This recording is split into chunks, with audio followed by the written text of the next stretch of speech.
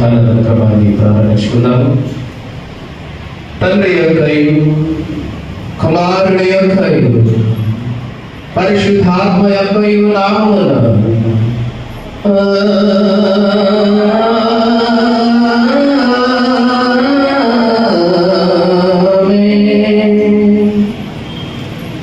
నీ వెలుగును నీ సత్యమును బయలుదేర చేయము. అవి నాకు త్రోవ చూపును. అవి నీ పరిశుద్ధాత్మలకును నీ నివాస స్థలమునకు నన్ను తోడుకొనవచ్చును. అప్పుడు నేను దేవుని బలిపీఠమునందు నాకు ఆనంద సంతోషములు కలుగు చేయు. దేవుని ఎదుగు చేరదను. దేవా, నా దేవా, సితారా వాయించుచు నీకు కృతజ్ఞతాస్తుతులు చెల్లించదను. ప్రభువుకు ప్రియులారా, యథార్థ హృదయముతో మన తండ్రి అయిన దేవుని సమీపించి ఆయన ఎదుట మన పాపములను కొని మన ప్రభు అయిన యేసుక్రీస్తు పేరిట మనకు క్షమాపణ దయచేయమని వేడుకుందాము. ప్రభువు నామము వలననే మనకు సహాయము కలుగుచున్నది.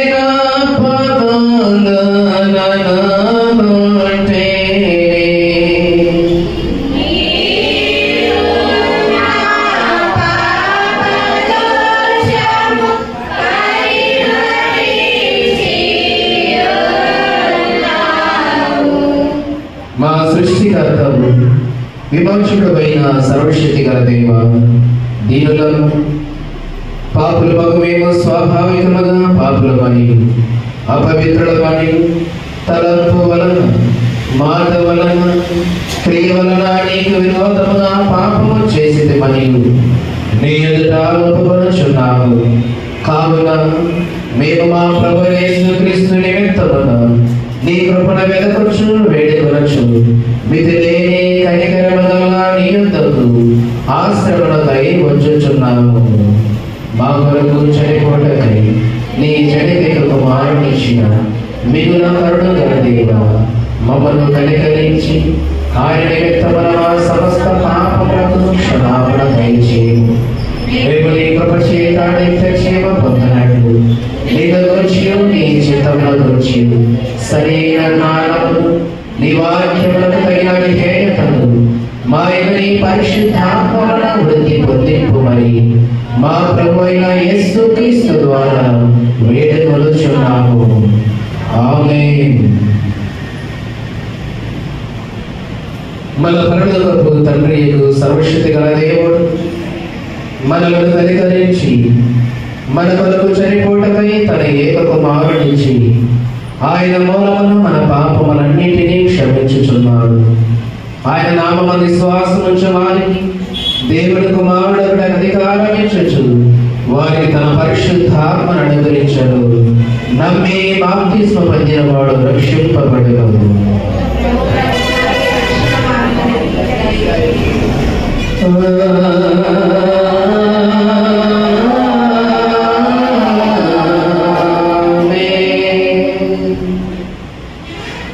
త్రితమ తర్వాతి 25వ ఆదివారం కొరకు ఏర్పాటు చేయడం ప్రారంభ గీతంలో చదువుతాము. త్రితమ తర్వాతి 25వ ఆదివారం కొరకు ఏర్పాటు చేయడం ప్రారంభ గీతమును చదువుతాము. యెహోవా, నేను ఇరుకున పడి ఉన్నాను, నన్ను కరుణింపుము. నా శత్రువుల చేతిలో నుండి నన్ను రక్షింపుము. నన్ను తరుము వారి నుండి నన్ను రక్షింపుము. యెహోవా, నీకు మొరపెట్టుచున్నాను, నన్ను సిగ్గునందనీయకుము. యెహోవా, నీ శరణొచ్చి ఉన్నాను, నన్నెన్నడను సిగ్గుపరచనీయకము. తండ్రికిం కుమారునికిం పరిశుద్ధాత్మకును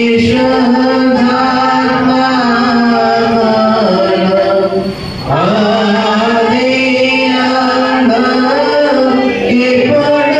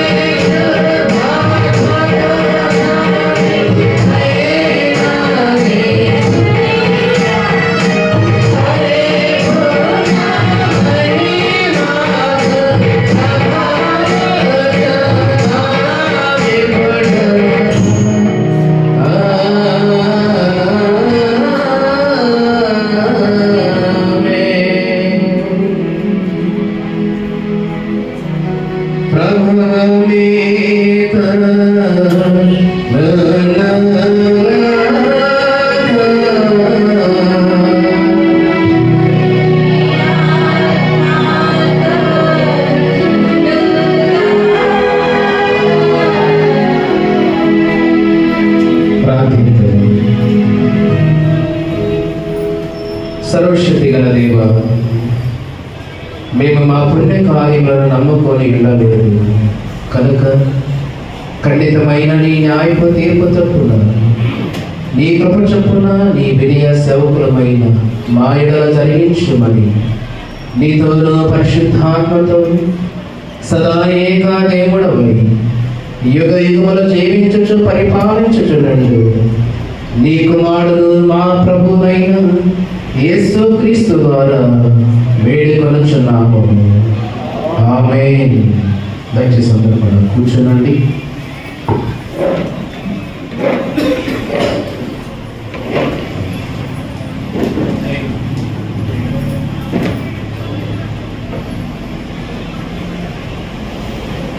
ప్రభునందు ప్రియమైన దేవుని సంగమ ప్రియులారా, ప్రత్యేకమైనటువంటి త్రిత్వ తర్వాతి 25వ ఆదివారం కొరకు ఏర్పాటు చేయబడిన పరిశుద్ధ గ్రంథం నుండి దైవలేఖన భాగములను చదువుదాము. మొదటిగా యోగ గ్రంథము పాత నిబంధన పాఠ్యభాగముగా యోగ గ్రంథము 14వ అధ్యాయము మొదటి నుండి 5 వచనాలు కలిగిన లేఖన భాగం చదువుతున్నాము. యోగ గ్రంథము 14వ అధ్యాయము మొదటి నుండి 5 వచనాల వరకు ఉన్నటువంటి లేఖన భాగాన్ని మన దగ్గర ఉన్నటువంటి దయానంద గారు పాత నిబంధన పాఠశాలని చదివిస్తారు.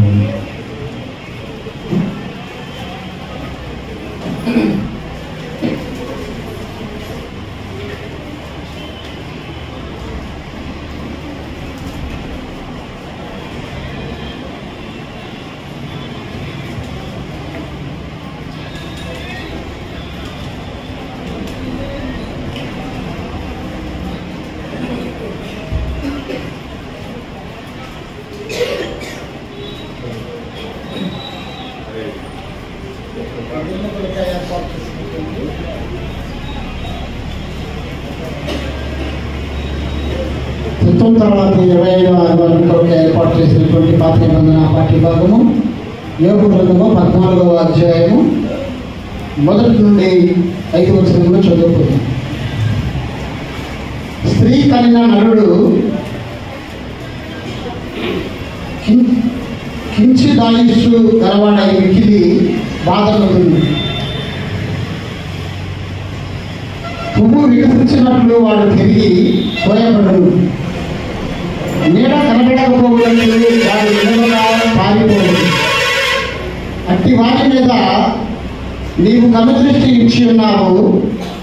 తీర్పు నందుటకై నన్ను నీ ఎదుటికి రప్పించి ఉన్నావు. పాప సహితి నీలో నుండి పాపరహితుడు పుట్టగలిగిన ఎంత మేలు. అలాగున ఎవడునూ పుట్టనేరడు. నరుల ఆయుష్కాలము పరిమితి గలది. వారి నెలల సంఖ్య నీకు తెలిసేయనుంది. మించదాలని పరిమాణము నీవు వారికి నియమించి ఉన్నావు. ఇంతటితో పాత నిబంధన పాఠ్యభాగము ఇంత పర్యాయం.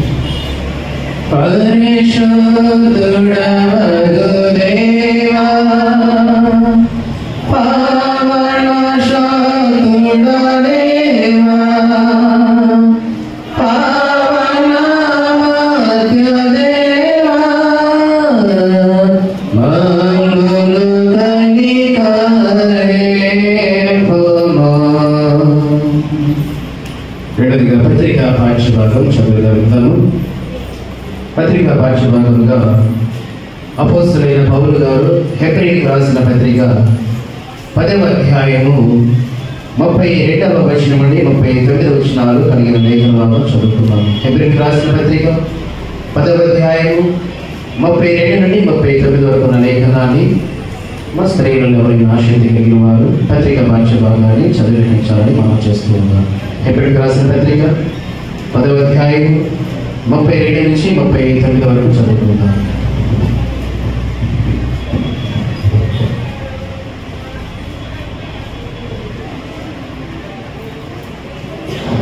త్రిత్వం తర్వాతి 25వ ఆదివారం కొరకై ఏర్పాటు చేయబడిన పత్రికా పాఠ్యభాగము హెబ్రీయులకు రాసిన పత్రిక 10వ అధ్యాయము 32 నుండి 39 వచనములు చదువుకున్నాం.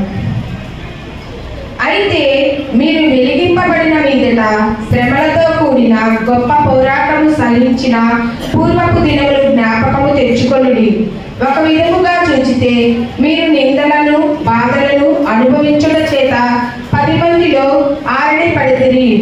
మరి ఒక విధముగా చూచితే వాటిని అనుభవించు వారితో పాలివారైతిరి.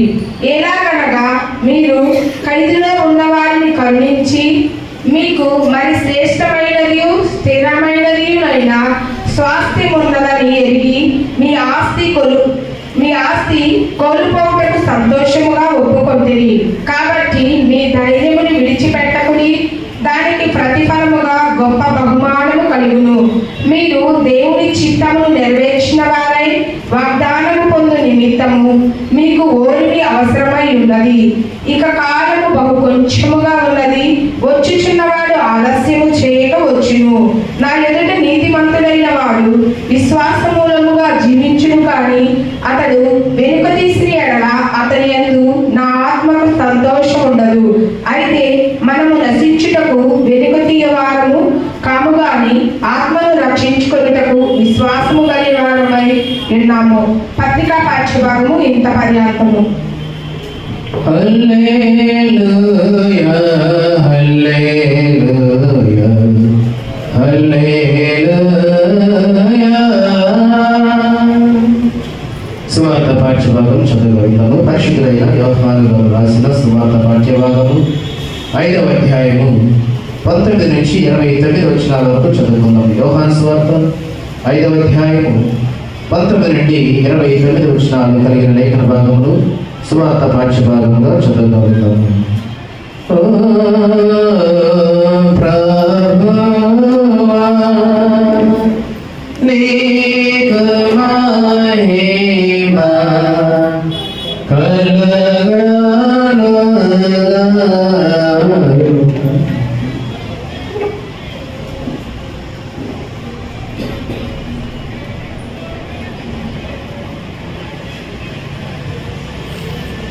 కాబట్టి యేసు వారికి ఇట్లు ప్రత్యుత్తరం ఇచ్చింది, తండ్రి ఏది చేయుట కుమారుడు చూచును, అదే కానీ తనంతటా తాను ఏదియూ చేయలేడు.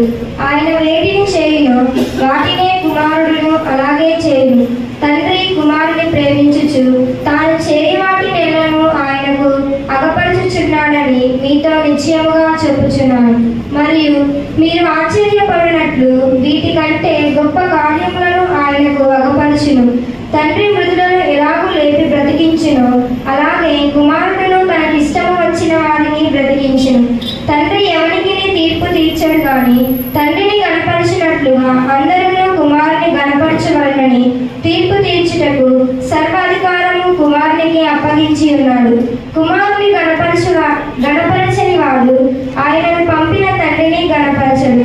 నా మాట విని నన్ను పంపిన వాడి యందు విశ్వాసం ఉంచువాడు నిత్య జీవము గలవాడు. వాడు తీర్పులోనికి రాక మరణములో నుండి జీవములోనికి దాటి ఉన్నాడని మీతో నిశ్చయముగా చెప్పుచున్నాను. మృదులు దేవుని కుమారుని శబ్దము విని గడియ వచ్చుచున్నది, ఇప్పుడే వచ్చి ఉన్నది, దానిని వినువారు జీవితురని మీతో నిశ్చయముగా చెప్పుచున్నాను. తండ్రి ఎలాగూ తనంతట తానే జీవము గలవాడై ఉన్నాడు, అలాగే కుమారుడును తనంతట తానే జీవము గలవాడై ఉండుటకు కుమారునికి అధికారం అనుగ్రహించెను. మరియు ఆయన మనుష్య కుమారుడు కనుక తీర్పు తీర్చుటకు తండ్రి అధికారం అనుగ్రహించెను. దీనికి ఆశ్చర్యపరకుడి, ఒక కాలము వచ్చుచున్నది, ఆ కాలమున సమాధులలో ఉన్న వారందరూ ఆయన శబ్దము విని మేలు చేసిన వారు జీవ పునరుద్ధానమునకు, కీడు చేసిన వారు తీర్పు పునరుద్ధానమునకు బయటకు వచ్చెదరు.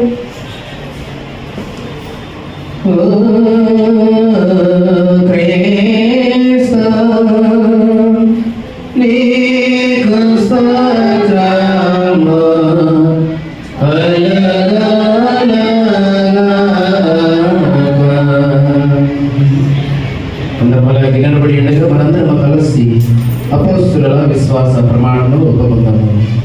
భూమి ఆకాశములను సృజించి సర్వశక్తి గల తండ్రి అయిన దేవుని నమ్ముచున్నాను. ఆయన ఏక కుమారుడు మన ప్రభు అయిన యేసుక్రీస్తును నమ్ముచున్నాను. ఈయన పరిశుద్ధాత్మ వలన ధర్మమున ధరింపబడి కలిగిన మరేకపుచ్చి కొద్ది పిలాతుని కాలం క్రింద శ్రమపడి శిలువ వేయబడి చనిపోయి సమాధి చేయబడినడి అదృశ్యలోకములోనికి దిగినడి చనిపోయిన వారిలో నుండి మూడవ దినమున లేచి పరలోకమునకెక్కి సర్వశక్తి గల తండ్రి యందు దేవుడి కుడి చేతి వైపున కూర్చొని ఉన్నాడని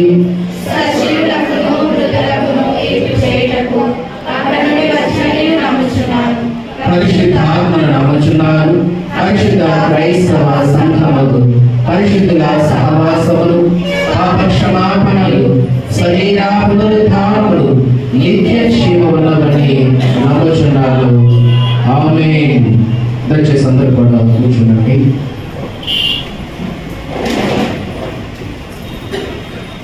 ప్రభునందు ప్రియమైన దేవుని సంగమ ప్రియులారా, ప్రత్యేకమైనటువంటి సమయంలోని త్రిత్వమ తర్వాతి 25వ ఆదివారం కొరకు ఏర్పాటు చేయబడిన పరిశుద్ధ గ్రంథం నుండి మనమందరం కూడా 10 నిమిషాలు దైవ సందేశాన్ని ధ్యానం చేయబోయే ముందుగా సమయంలో మరొక ప్రత్యేకమైన గీతాలతో దేవుని నామాన్ని మైనపరుచుకుందాము. పురుషులు ఆసక్తి కలిగిన వారు మధ్యలో సుందరంగా ఉన్నారు. సమయంలో ఒక ప్రత్యేకమైన కీర్తన పాడి వినిపించాలని ప్రేమతో వారిని ముందుకే ఆహ్వానిస్తూ ఉన్నాను.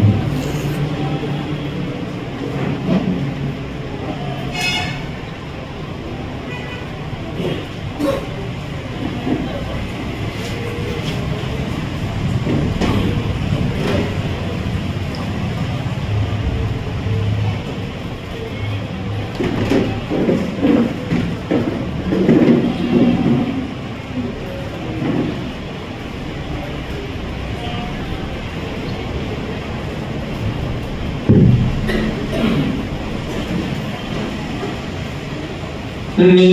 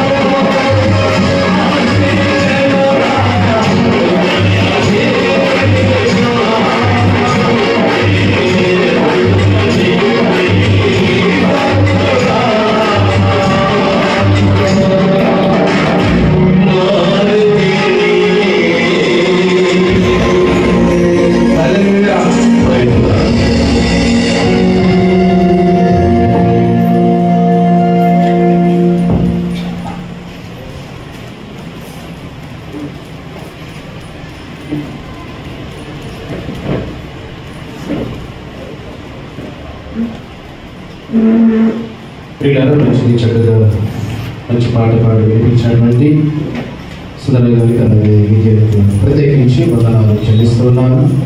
దయచేసి అందరూ కూడా పైకి లేచి నిలబడండి. దేవుని ఆశీర్వాదం తీసుకొని దేవుని వైపు వెళ్దాం.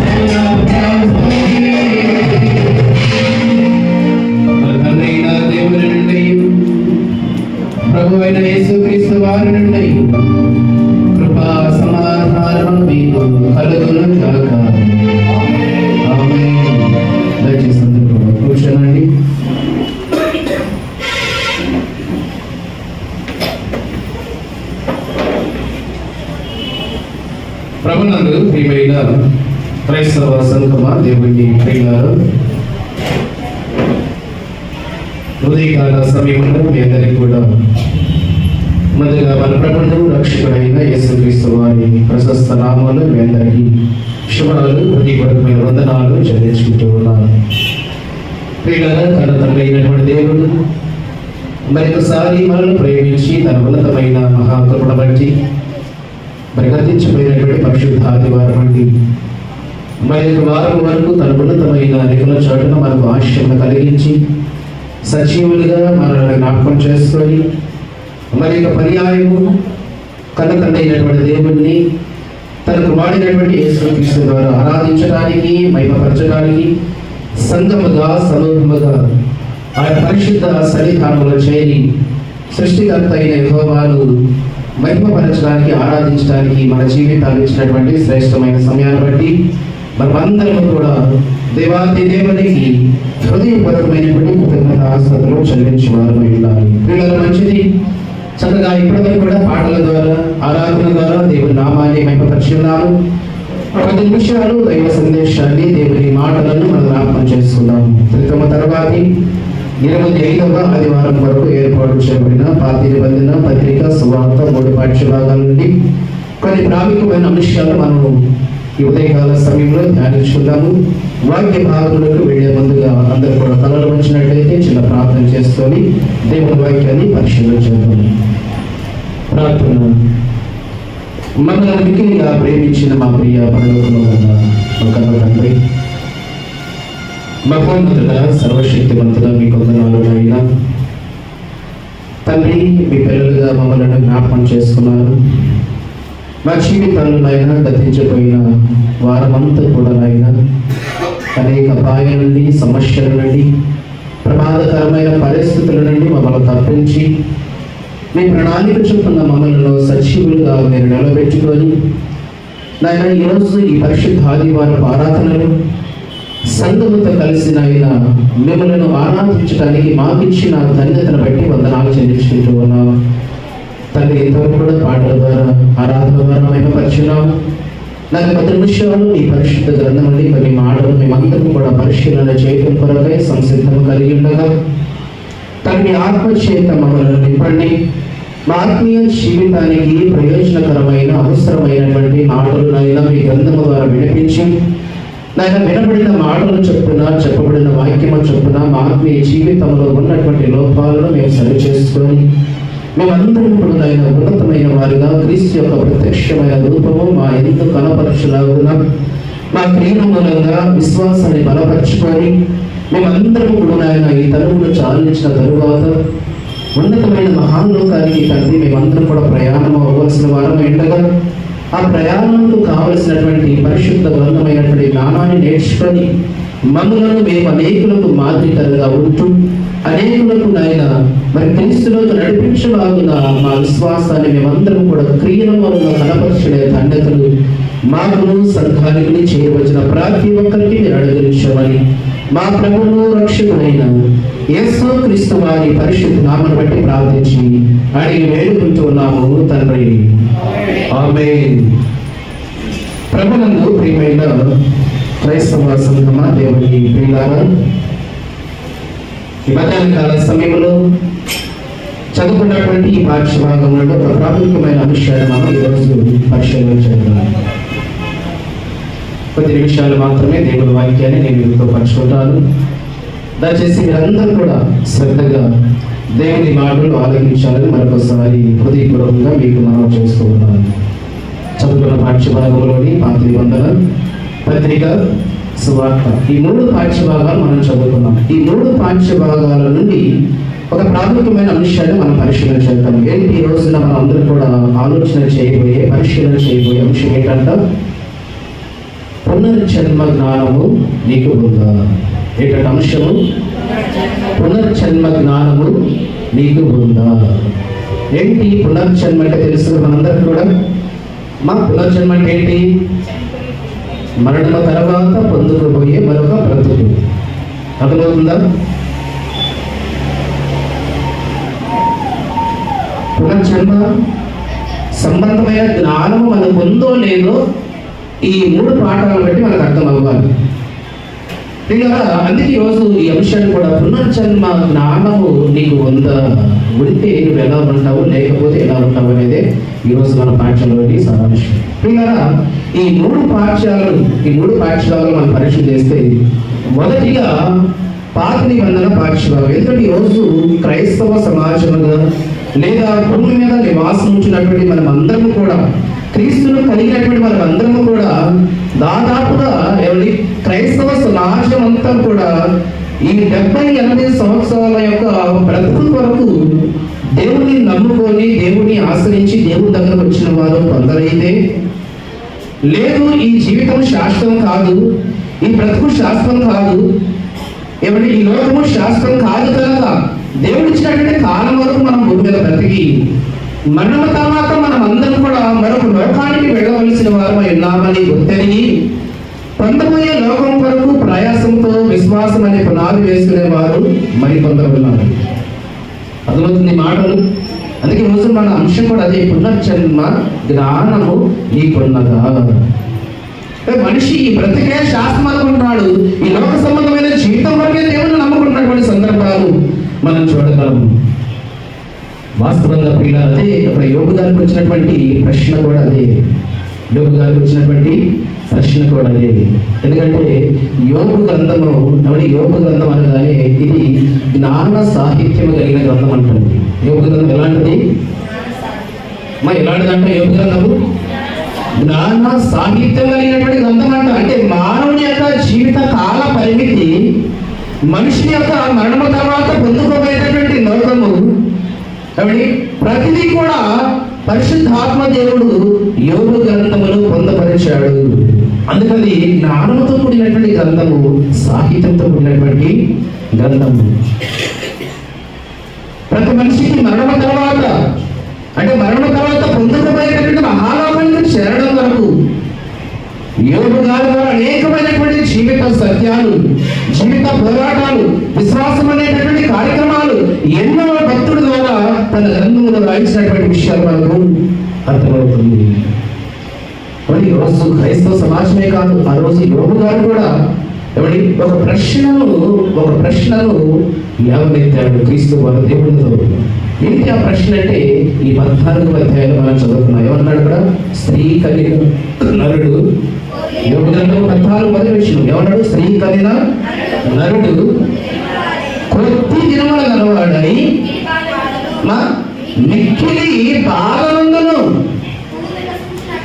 పువ్వు వికసించినట్లు వాడు పెరిగి వాడిపోవును. అంటే మానవుని యొక్క జీవిత కాల పరిమాణాన్ని యోబు గారు ప్రశ్నిస్తున్నాడు. ఎందుకు ఆ ప్రశ్న దేవుడితో అడగవలసినటువంటి అవసరం వచ్చిందంటే, మొదటి అధ్యాయంలో తెలుసు కదా, దేశమందు యోబును మనుష్యుడు నీతిమంతుడు యథార్థవంతుడు దేవునికి భయభక్తులు కలిగిన వాడు, చెడుతనం విసర్జించిన వాడు,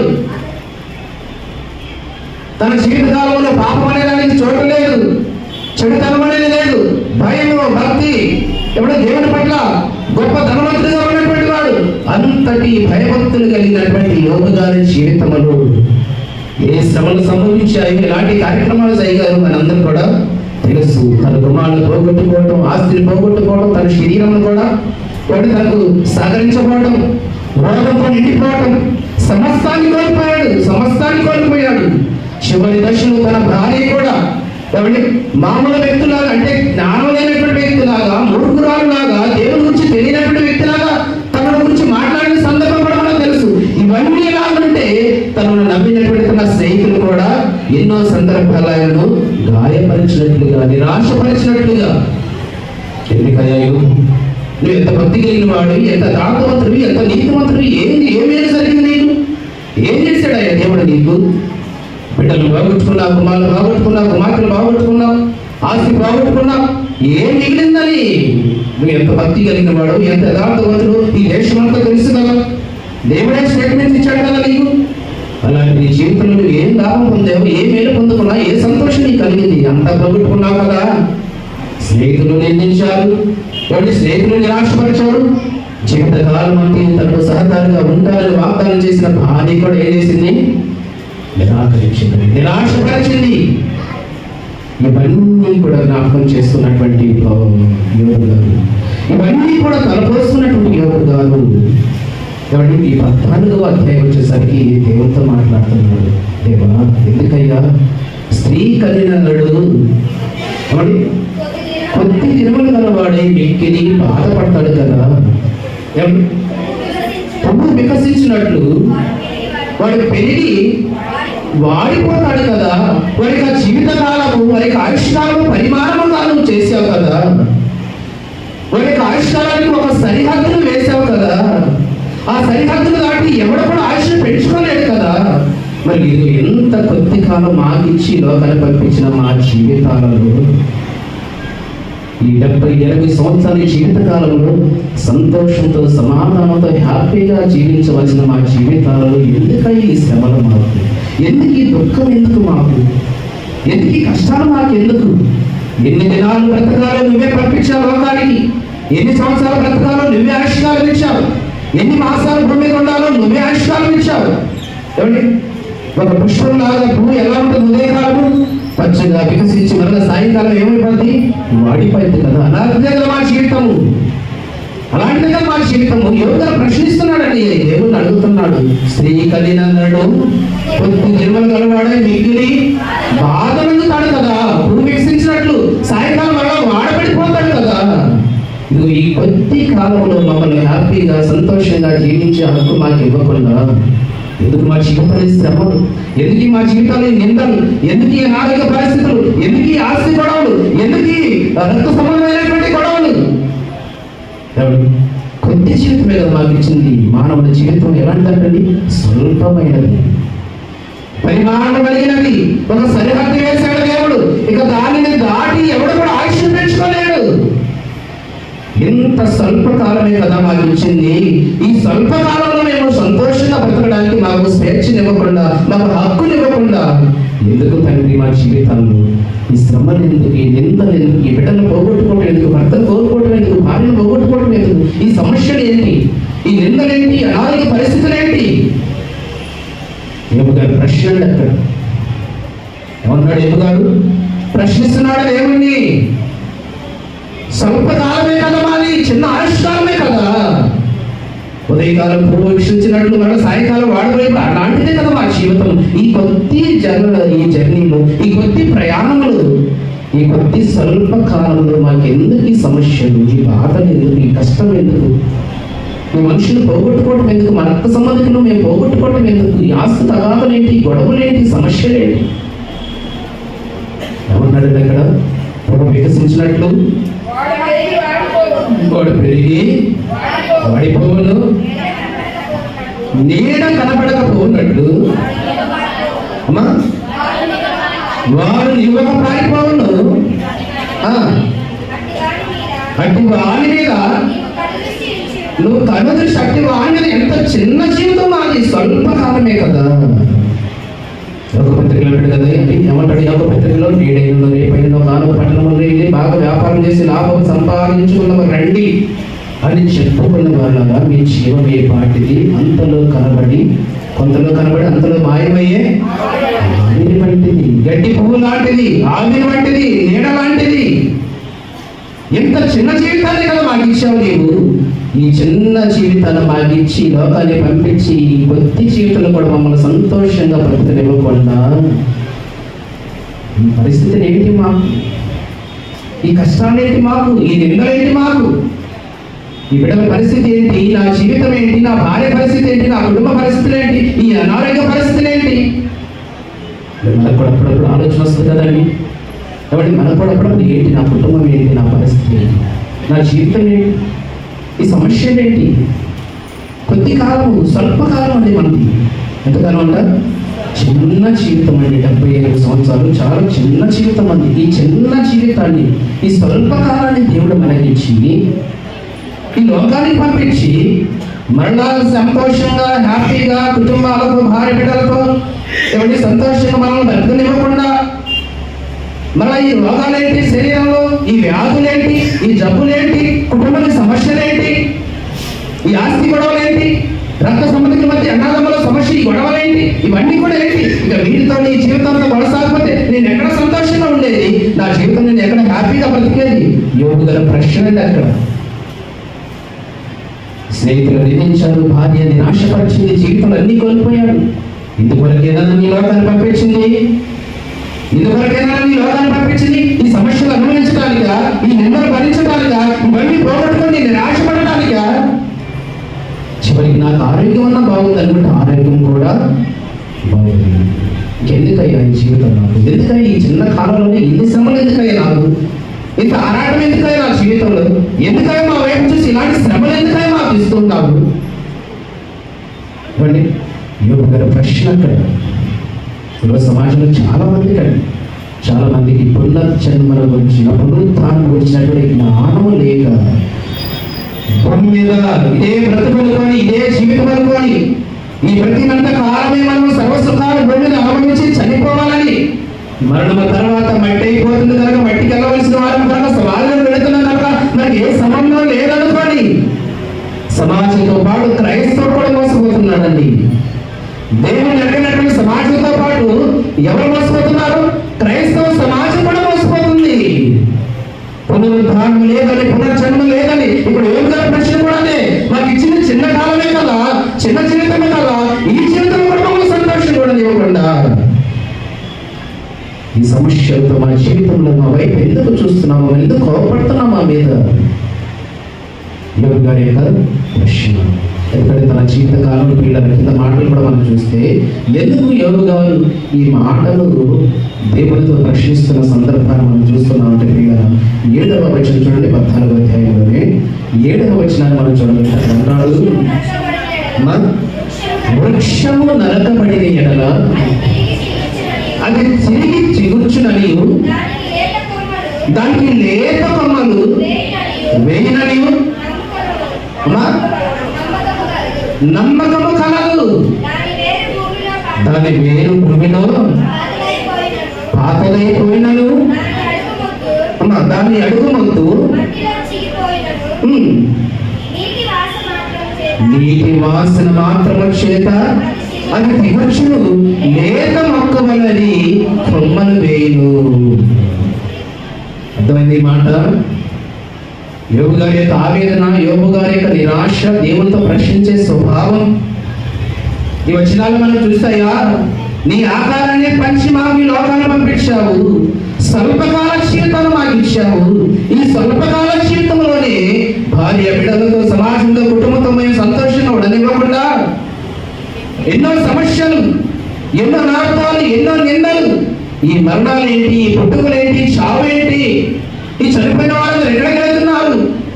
ఏమండి, ఈ ఇచ్చినటువంటి కొద్ది కాలంలో కూడా మాకు మనశ్శాంతి లేకుండా, సమాధానం లేకుండా, సంతోషం లేకుండా మాకు ఇచ్చావు కదా.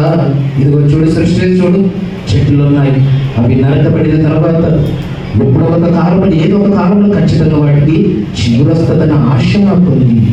లేదా భూమి వరకు దానిని నీవు నరకబడిన తర్వాత భూమిలో ఉన్నటువంటి మొదల ద్వారా కూడా ఒక నీటి చెమ్మ తగిలితేనే మరలా మొదలకు పడి వస్తుందని చిగురుచ్చి లేత కొమ్మలు వచ్చే ఒక ఆశ నమ్మకం మాకుంది. మరి మాకేంటి? మరణం తర్వాత మాకేంటి? మాకు ఏ ఆశ ఉంది? ప్రశ్న. నరకబడిన కొమ్మకు మొక్క వస్తుందని మాకు తెలుసు, చిగురించగలదని మాకు తెలుసు. భూమిలో పాల్పడినటువంటి ఆ మొదలకు నీటి చెమ్మ తొలితోనే ఏమొస్తుందట? చిగురు వస్తుందని మాకు ఆశ ఉంది, మాకు నమ్మకం ఉంది. మరి మీ ఆకారాన్ని పొందుకొని లోపలికి వచ్చిన మనిషి ఈ స్వల్పకాల జీవితంలో ఎవరిని ఎదుర్కొని చనిపోతే, పరానికి వెళ్ళిపోతే, సమాధులకు వెళ్ళిపోతున్నాం కదా, మాకు ఏంటి ప్రయోజనం? మన తర్వాత మాకు ఏం సంభవిస్తుంది? మాకు ఆశ లేదు, నమ్మకం లేదు, నిరీక్షణ లేదు. ఒక చెట్టు నరకబడితే దానికి చిగురు వస్తుందనే నమ్మకం మాకుంది. భూమిలో మతంలో ఉన్నటువంటి దానికి నీటి చెమటలకు వల్ల లేత వస్తాయని ఆశ మాకుంది. మరణము తర్వాత నరుడికి ఏం సంభవిస్తుందో అది మాకు తెలియదే, అది మాకు తెలియదే. మరి ఎందుకు ఈ కొద్ది కాలంలో మాకు ఎందుకు ఈ సమస్యలు? ఈ కొద్ది కాలంలో ఎందుకు ఈ నిరీక్షణ లేనటువంటి జీవితం? ఒక కొమ్మ నరుకు చెట్టు నరకబడితే చిగురించగలదనే నమ్మకం నాకుంది. ఎవడి మొదలుతో కొట్టువేయబడిన దాన్ని నీ భూమిలో ఉన్నటువంటి ఆ మొదలు ద్వారా లేత కొమ్మ వస్తుందని ఆశ మాకుంది అని చెబుతూ కింద ఉంటాడు. అయితే నరుడు మరణమై కదలలేక పడినందును నరుడు ప్రాణం విడిచిపోయిన తర్వాత వారు ఏమైపోదురు తెలియదు కదా. అలా తెలియనప్పుడు ఈ కొద్ది కాలం మమ్మల్ని హ్యాపీగా ఉంచొచ్చు కదా. ఏ రోగాలు లేకుండా, ఏ జబ్బు లేకుండా, ఏ శరీర బలహీనత లేకుండా సంతోషంతో భార్య బిడ్డలతో కుటుంబంతో సమాజంతో జీవించే స్వేచ్ఛను హక్కును మాకు కల్పించవచ్చు కదా. అంటే ఇక్కడ యోగు గారి యొక్క ఉద్దేశం బట్టి, యోగు గారి యొక్క ఆలోచన బట్టి మనకి ఏమర్థమవుతుంది? మరి ఏమర్థమవుతుంది? ఏం గారు ఆలోచనలో పునర్జన్మ వచ్చినటువంటి అవగాహన, జ్ఞానము, ఆలోచన లేనటువంటి సందర్భాన్ని యోగు గారి జీవితం మనకి ఇక్కడ కనబడుతుంది. అదే తన ప్రశ్న. కొద్ది దినాలు బ్రతికి బాధపడతాడు, ఎన్నో సమస్యలు ఎదుర్కొంటాడు, ఎన్నో నిందలు భరించుకుంటాడు. మా కళ్ళ ముందు బిడ్డను పోగొట్టుకుంటా, భర్తను పోగొట్టుకుంటా, భార్యను పోగొట్టుకుంటా, కుటుంబంలో ఎన్నో సమస్యలు. ఇవన్నీ కూడా ఈ కొద్ది స్వల్పకాల జీవితంలో ఇచ్చావు కదా. అలాంటప్పుడు ఎందుకు మమ్మల్ని లోకానికి పంపించటం? మాకు ఏ నిరీక్షణ లేదు కదా, ఏ ఆశ లేదు కదా. మరణం తర్వాత ఇదిగో మరొక బ్రతకున్నది, మరొక లోకం ఉన్నదని నిరీక్షణ మాకు లేదు కదా. అది మాకు కనబడలేదు కదా. ఒక చెట్టును చూసాం, దాని వల్ల ప్రయోజనం ఉంది. ఒక మొక్కను చూసాం, దాని వల్ల ప్రయోజనం ఉంది. మరి మాకేంటి? నరుడు మరణం తర్వాత, చనిపోయిన తర్వాత ఎటువంటి పాపానికి, ఎటువంటి సమాధులకు వెళ్ళిపోవాల్సిన వారే కదా. ఏంటి ప్రయోజనము? చిన్న జీవితం అండి మానవ జీవితం. ఎలాంటిదంట? స్వల్పకాలం అంటే చాలా చిన్న జీవితం. తన ఆవేదన బట్టి, తన నిరాశను బట్టి, ఇక్కడ తన జీవితాన్ని బట్టి ప్రశ్నిస్తున్నటువంటి సందర్భం మనకు కనబడుతుంది. నిజంగా ప్రియులైన మానవుని యొక్క స్వల్పకాల జీవితంలో ప్రతి మనిషిని ఈరోజు సమస్యలతో, కుటుంబంలో ఎదురవుతున్నటువంటి పరిస్థితులను బట్టి, వారి జీవితాల్లో వారు పోగొట్టుకున్నటువంటి వ్యక్తులను బట్టి ఏంటి జీవితం, ఏంటి పరిస్థితులు, ఏంటి చావు, పుట్టుకులు ఏంటి, ఇవన్నీ కూడా చనిపోయిన వాళ్ళు చనిపోతున్నాడు, పుట్టే వాళ్ళు పుడుతున్నారు. ఈ చనిపోయిన వాళ్ళు అసలు ఎక్కడికి వెళ్తున్నారు? ఎప్పుడు ఒక నిరీక్షణ లేని, పునర్జన్మను గురించినటువంటి జ్ఞానం లేనటువంటి పరిస్థితి మనం చూస్తాము. అంత మాత్రమే కాదు ప్రియుల, సద్దక్రియలలో కూడా చాలా మంది పునరుత్థానము లేదని ఆ రోజు ఇశ్రాయేలు ప్రజలకు ప్రకటించేవారు. మరణం లేదు, మరణం వరకే తప్ప మన జీవితం, మరణం తర్వాత ఇక తిరిగి బ్రతకడం అనేది, మరొక బ్రతుకు ఉండదనే విషయం లేదు.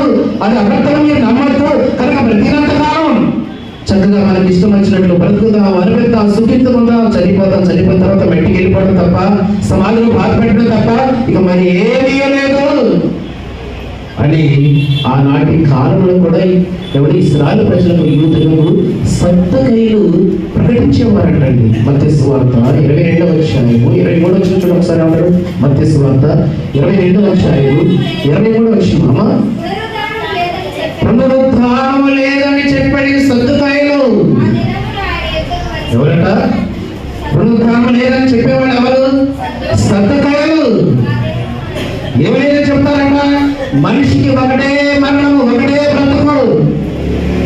దేవుడిచ్చినటువంటి ఆశయాలు ముగియగానే ఎంత వారైనా దేవాన్ని విడిచిపెట్టి సమాజంలోకి వెళ్ళిపోవాల్సిందే. ఇక తర్వాత బ్రతుకు లేదు, ఇక తర్వాత పునరుత్థానం లేదు, మళ్ళీ తిరిగి బ్రతకడం లేదు అని వారు నమ్మడమే కాకుండా నమ్మినటువంటి వారి సిద్ధాంతాలు ఎవరు చెప్పేవారట?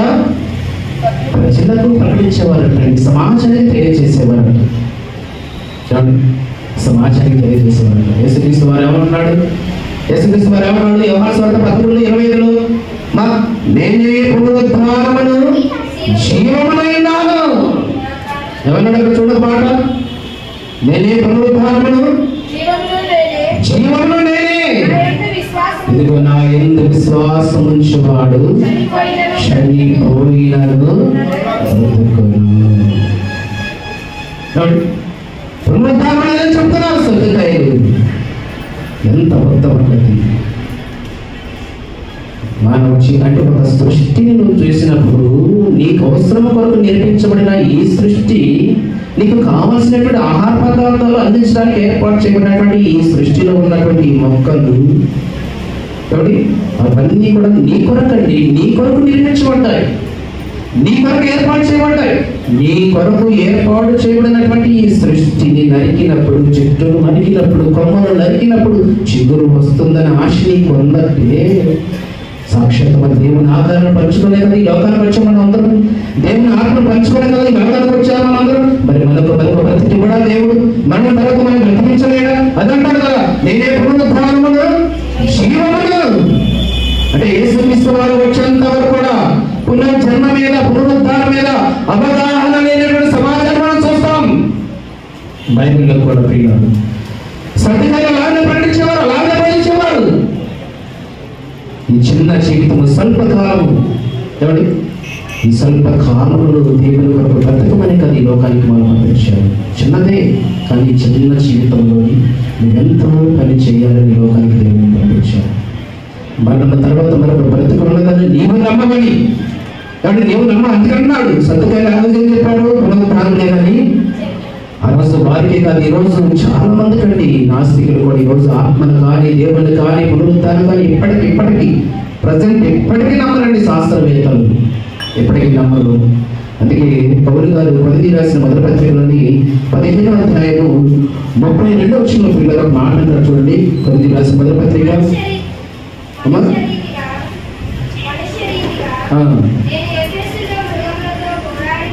నేను ఎఫెసులో మృగముతో పోరాడిన ఎడల నాకు లాభమేమి? మృతులను లేపబడిన ఎడల రేపు చనిపోవడం కనుక తినంతము త్రాగుతము బాగా చదువు. మరి ఏమన్నాడు? ఒకసారి చదువు, నీటిగా చదవాలి బైబిల్. మనుష్య రీతిగా నేను ఎఫెసు మృగములతో పోరాడిన ఎడల నాకు లాభమేమి? ఇదిగో మృతులు లేపబడిన ఎడల రేపు చనిపోతున్న కనుక తిందము త్రాగుతము మోసపోబడి దుష్ట సాంగత్యమ మంచి నడవడిని చనిపోడు. నీతి ప్రవర్తన కలిగిన వారై మేలుకొని పాపము చేయకుని దేవుని గూర్చిన జ్ఞానము కొందరికి లేదు. మీకు సిగ్గు కలుగుడు అయ్యిండు. ఏం లేదంటే వారికి పునరుద్ధానం వచ్చినటువంటి జ్ఞానం లేదు. తిన్నాము, త్రాగుదము, చనిపోతాము, చనిపోయిన తర్వాత మట్టికి వెళ్ళిపోతాము, సమాజంలో పాల్పెడతారు. ఇక సంగీతం మానవ జీవితంలో దాని కొరకు ఎందుకు ఈ ప్రయాసం, దాని కొరకు ఎందుకు ఈ బ్రతుకని దేవుని కూర్చున్నటువంటి జ్ఞానం లేక, పునరుద్ధానం కూర్చున్నటువంటి జ్ఞానం లేక సత్యాన్ని ప్రకటించేటటువంటి బోధనలు నమ్మి చాలా మంది ఆ కాలంలో అలా ఉన్నటువంటి సందర్భాన్ని చూస్తాం. అందుకే పౌలు గారు అక్కడ మాట చూస్తున్నాడు, అయితే మృతులు ఎలా లేదు వారి శరీరం కోరుతారని అప్పుడు అడుగులు అంటున్నాడు. ఓ అవివేకి, నీవు విత్తునది చచ్చితేనే కానీ బ్రతికింపబడ కదా. నీ మృతులని చూడగా నీ గోధుమ గింజలైనా సరే, మరి ఏ గింజలైనా సరే వట్టి గింజలే విత్తుచున్నావు కానీ పుట్టబోని శరీరం దానికి విత్తలేదు. అయితే దేవుడు తన చిత్త ప్రకారము నీకు విత్తన దానికి శరీరము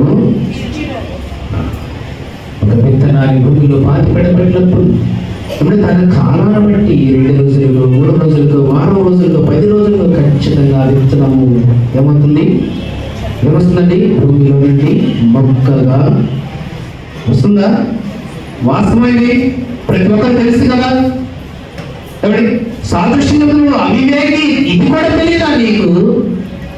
ఇన్ని సంవత్సరాలు భూమి మీద ప్రతిగా ఆహారం పండించుకున్నా, ఎన్నో విత్తనాలు విత్తుతున్నావు, ఈ విషయం కూడా, ఈ సత్యం కూడా నీకు తెలియదా? నీ ఏ విత్తనాన్ని భూమిలో విత్తినా అది మొక్కగా బయటికి వస్తుంది కదా. విత్తబడినప్పుడు ఆ విత్తనమే మొక్కగా భూమి మీదకు వచ్చినప్పుడు ఏమండి, అది నీ అవసరం వరకు దేవుడు నియమించబడినప్పుడు, మరి నీ ఎవరి అవసరం వరకు నియమించబడ్డావు? దేవుని అవసరం కొరకు, దేవుని పరిణామమై దేవుని కొరకు ఏర్పరచబడినటువంటి నీవు చనిపోయి సమాధిలోకి వెళితే నువ్వు ఎలా బయటికి రాకుండా ఉంటావు? ఎలా నిన్ను బ్రతికించుకుంటామంటాడు? ఎలా నీకు పునర్జన్మ లేకుండా చేస్తాడు? ఎలా నీకు పునరుద్ధరణ లేకుండా చేస్తాడు? అవివేకి జ్ఞానం లేని వాడి మాటలు ఆలోచించేమో. ఏమండి, మన దేశము, మన పౌరసత్వం పరలోకమే కదండి. మనమందరం కూడా ఆలోకమే లోకానికి వచ్చిన వాళ్ళని. మానవ జీవితం ఇదే అనుకోని మరణం తర్వాత మరొక బ్రతుకు లేదు కానీ తిని త్రాగి సుఖించి ఇష్టానుసారంగా బ్రతికి సమాధిలోకి వెళ్ళిపోతే సరిపోద్ది అనుకుంటున్నావా? సమాధిలోకి వెళ్ళిపోతే ఏ బాధ ఉండదు అనుకుంటున్నావా? అసలైన బాధ అక్కడ నుండి ప్రారంభమైంది. మరణం అనేది మనిషికి ముగింపు కాదు. తెలుసు కదా ఈ మాట? మరణం అనేది మనిషికి ముగింపు కాదు, మరొక బ్రతుకు ప్రారంభం అండి. అక్కడ నుండి అసలైన బ్రతుకు ప్రారంభమయ్యేది. మరణ తర్వాత నీ ఉన్నతమైన మహాలోకానికి, ఆ పౌరసత్వాన్ని పొందుకోవడానికి మరొక బ్రతుకు ప్రారంభమైనదే. మన దేశం పరలోకము, మనందరూ కూడా పరదేశము. అదే కదా పొద్దున అంటాడు కదా, పరలోకమేనా అంతఃపురం చేరాలనేనా తాపత్రయం, పరలోకమేనా అంతఃపురం చేరాలనేనా తాపత్రయం, యేసుదేవా పరిహరించమా దారి చూపమా, యేసుదేవా పరిహరించమా దారి చూపమా, పరలోకమేనా అంతఃపురం చేరాలనేనా తాపత్రయం, స్వల్పకాలమే ఏకాక జీవితం మనభవ్య జీవితం మహోజ్వలం, స్వల్పకాలమే ఏకాక జీవితం మనభవ్య జీవితం మహోజ్వలం, మజిలీనుగా ప్రేమలో బలం నీ మహిమ చూసే రక్షణం, మజిలీనుగా ప్రేమలో బలం నీ మహిమ చూసే రక్షణం, వీక్షించ కన్నులు విశ్వాస జీవితం నాకు నీయగా, వీక్షించ కన్నులు విశ్వాస జీవితం నాకు నీయగా, పరలోకమేనా అంతఃపురం చేరాలనేనా తాపత్రయం. ఒక భక్తుడు రాసిన కీర్తన ఏంటంటే, తన పాపత్రం, తన ప్రయత్నం ఏంటంట, పరలోకము చేరాలని, ఎప్పటికైనా ఈ తనమును చాలించి ఎక్కడికి వెళ్ళాలని, దేవుని ఉన్నత మహాలోకానికి చేరాలి. యోగు గారు ఆ ప్రశ్న వేస్తున్న సందర్భం ఏంటి, మాకు మరణం తర్వాత మాకు ఏముందో చెప్పు. చెట్లు నరకబడినప్పుడు చిగురు వస్తుంది, ముద్దులు చీటిగా పడినప్పుడు చిగురు వస్తుంది. మనుషులుగా మేము మరణం తర్వాత మాకు ఏమొస్తుంది, మాకు ఏం సంభవిస్తుంది, మాకు ఏముందో మాకు తెలియాలి. అలా తెలిస్తే, మరణం తర్వాత మాకు కూడా మరొక బ్రతుకున్న విషయాన్ని తెలిస్తే మేము కూడా ఎలా బ్రతకాలో నేర్చుకుంటాం, మేము కూడా ఏంటిని విడిచిపెట్టాలో నేర్చుకుంటాం. 14 నిజండి మేము 14 ఏమంటాడు అక్కడ, ఇక మరణమైన తర్వాత నరుని బ్రతుకుదరా అలా ఉండి ఎడగా నాకు విడుదల కలుగు వరకు నా యుద్ధ దినములన్నీ నేను కనిపెట్టుకొని జాగ్రత్తగా బ్రతుకుతా. ఏముందని తెలిస్తే, మరణం తర్వాత మరొక బ్రతుకున్న విషయం మనకు తెలిస్తే, మరణంతో మనిషి బ్రతుకు ముగింపు కాదు, మరణంతో మానవ జీవితం ముగింపు కాదు. మరణం తర్వాత విషయం నాకు తెలిస్తే మాకు తెలిస్తే ఇదిగో భూమి మీద మాకు ఇచ్చిన ఈ స్వల్ప కాలం అంతా కూడా ముగించేంత వరకు మేము ఎలా కనిపెట్టుకుంటాము? జాగ్రత్తగా వ్యర్థంగా గడప మా జీవితాన్ని, వ్యర్థంగా గడప మా రోజుని. ఎందుకంటే మాకు నిరీక్షణ ఉంది, అది మాకు తెలియాలి. ఏ నిరీక్షణ? ఈ జీవితం శాస్త్రం కాదు, ప్రతి శాస్త్రం కాదు, ఈ లోకం స్థిరమైన కాదు. ఈ దేవుడిచ్చినటువంటి స్వల్పకాలం చిన్న జీవితం ముగించిన తర్వాత మనమందరం కూడా మన తండ్రి ఉన్నటువంటి మహాలోకానికి చేరడానికి ఒక ప్రదేశం ఉంది, ఒక మహాపట్టణం ఉంది, ఒక మహాలోకం ఉంది. అంతమ కాలది, స్థిరమైనది, ఎప్పటికీ ఎవరి అంతమ లేనటువంటి మహా సామ్రాజ్యాన్ని దేవుడు మన కోసం నిర్మించాడనే విషయం నాకు అర్థమైతే ఇదిగో ఈ భూమి మీద ఈ స్వల్ప కాలం, ఈ జీవిత కాలం అంతా ఎలా ఉందామంట? జాగ్రత్తగా కనిపెట్టుకుని భయభక్తులతో బ్రతుకుతాము.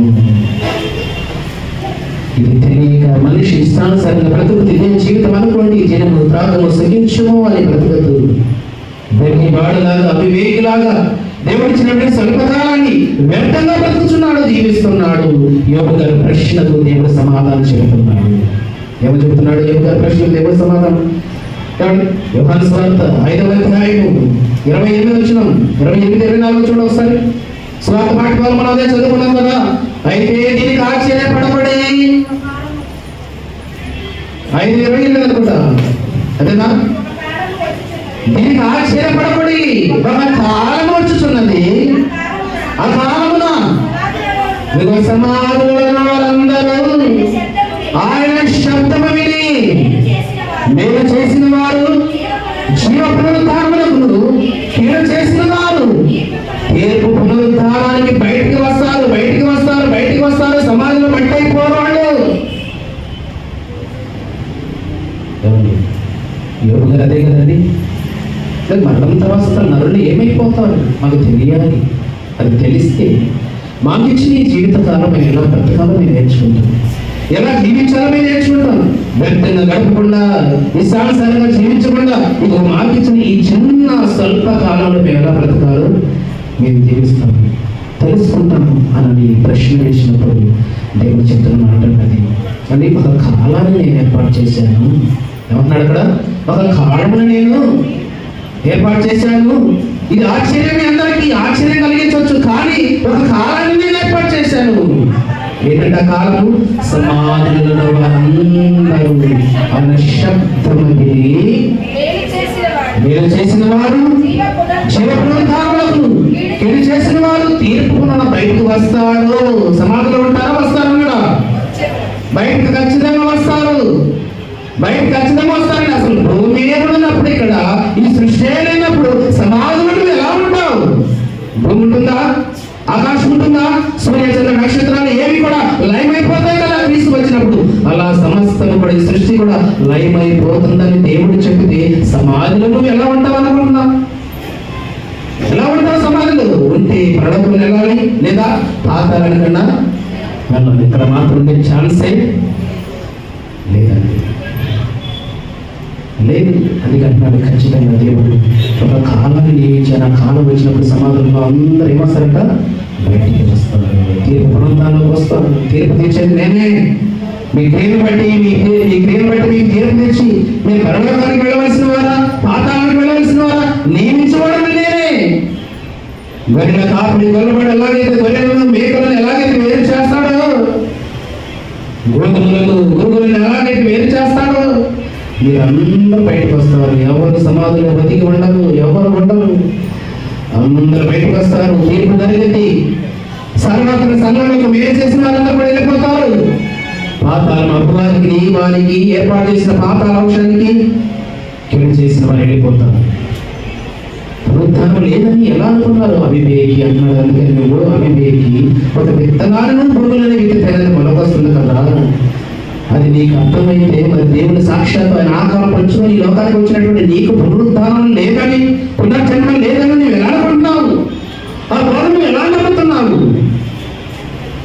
అపోస్తలుడైన పౌలు కూడా పునరుద్ధానం గురించి ప్రకటించినప్పుడు చాలా మంది హేళన చేశారు, అవహేళన చేశారు. సరే ఈసారి వచ్చినప్పుడు నమ్ముతావే అంటే చులకన భావంతో మాట. ఎందుకంటే అందరికీ అర్థమయ్యే సత్యం కాదండి, అందరికి అర్థమయ్యే నాడు కాదు. ఎందుకంటే మీలో కొందరికి జ్ఞానం లేదన్నాడు. అక్కడ కొద్ది ఏమన్నాడు? ఎప్పుడు తాగుతామో చనిపోతామో మనకి ఏం లేదని చెప్పేసి అందరిలా బ్రతుకుతున్నారు కనుక దేవుని గురించినటువంటి జ్ఞానం మీలో కొందరికి ఇలా బ్రతికింపబడిన మనమందరము దేవుని శబ్దమైన ప్రమాదంలో బయటకు వచ్చినట్టు మనందరినీ కూడా మేలు పొంది జీవ పునరుద్ధానములు సార్వత్రిక సంఘములకు తిరిగినటువంటి వాళ్ళందరినీ కూడా నిత్య స్వాస్థ్యమైనటువంటి పరలోకము, అంతము లేనటువంటి మహా సామ్రాజ్యము, స్థిరమైన నివాసము. ఈ భూమి మీద నిందలు, బాధలు, కన్నీలు, కష్టాలు, అవమానాలు, మరణము, వేదన ఇవన్నీ అనిపించాయి సంపదాలు. ఇక దీర్ఘాయువు కలిగి యుగ యుగాలు నీ తండ్రితో జీవించిన ఆ మహాపట్టణాలను వెళ్ళిన తర్వాత దుఃఖం అనేది ఉండదు, బాధ అనేది ఉండదు, నిరాశ ఉండదు, మరణం ఉండదు. కాబట్టి ఆ మహాలోకము మనకి ఇవ్వడం కొరకి మిమ్మల్ని అందరూ కూడా ఏం చేస్తానన్నాడు? సమాధుల్ని మరలా బయటకి పిలుస్తాను. అదే ఎప్పుడు పత్రికలు కదా చివరి మాట ముగించుకున్నా. ఎప్పుడు రాసిన పత్రిక కాబట్టి పత్రిక పాఠశాలలో అదే మనం చదువుకున్నాం. ఎప్పుడు రాసిన పత్రిక 10వ అధ్యాయము అయితే మీరు వెలిగింపబడిన మీదట శ్రమలతో కూడిన గొప్ప పోరాటము సహించిన పూర్వపు దినములను జ్ఞాపకం తెచ్చుకునండి. ఒక విధముగా చూస్తే మీరు నిందలను బాధలు అనిపించడం చేత 10 మందిలో మీరు ఆరాటపడితే ఏంటి ఇంత భక్తిగా, ఇంత విశ్వాసంగా, ఇంత నిస్వార్థంగా దేవుని కొరకు, సంఘం కొరకు, సమాజం కొరకు బ్రతుకుతున్న ఏంటి నా జీవితం సమస్య ఏంటి, ఈ నిందలేంటి, ఈ అవమానాలేంటి, వీటి కొరకైనా ఈ పరిచయం చేసింది, వీటి కొరకైనా దేవుని నామం ఉంది, ఇలా నిర్మించబడటానికి అవమానించబడటానికేనా ఈ దేవుని సేవని అని కొంతవరకు నువ్వు నిరాశ పడవచ్చు, ఆరాటపడవచ్చు. మరొక విధంగా చూస్తే ఏమన్నాడు అక్కడ? వాటిని అనుభవించిన వారితో పాలివారై ఎలాగనగా మీరు ఖైదులో ఉన్నవాడిని కరుణించి మీకు మరీ శ్రేష్టమైనది స్థిరమైనది ఉన్న స్వాస్థ్యం ఉన్నదని ఎరిగి మీ ఆస్తిని కోల్పోవడం కూడా మీరు సంతోషంగా ఎప్పుడు ఒప్పుకున్నారంట? పునరుద్ధానము, పునర్జన్మ గురించి జ్ఞానం వారికి అర్థమైన తర్వాత ఆ నిందలు కూడా దీపంగా అనుకున్నారంట. నిందలు కూడా ఎలా భరించారంట? సంతోషంగా భరించారంట. ఆ నిందలు కూడా, ఆ బాధలు కూడా, అవమానాలు కూడా మనసు పూర్తిగా స్వీకరించారంట. ఎందుకు? ఇది కాదు జీవితం, ఇది కాదు బ్రతుకు, ఇది కాదు లోకం. మనందరికీ ఒక పట్టణం ఉంది, ఒక స్థిరమైన నివాసం ఉంది, స్థిరమైన శ్వాస దేవుడు మనకి ఏర్పాటు చేశాడు. దాన్ని పొందుకోవడం వారికి ఈ నిందలు మనం భరించాలి అని వారు సులకర భావంతో వారి ప్రాణాలు తృఢపైన పెట్టారంట. లెక్క చేయలేదంటండి.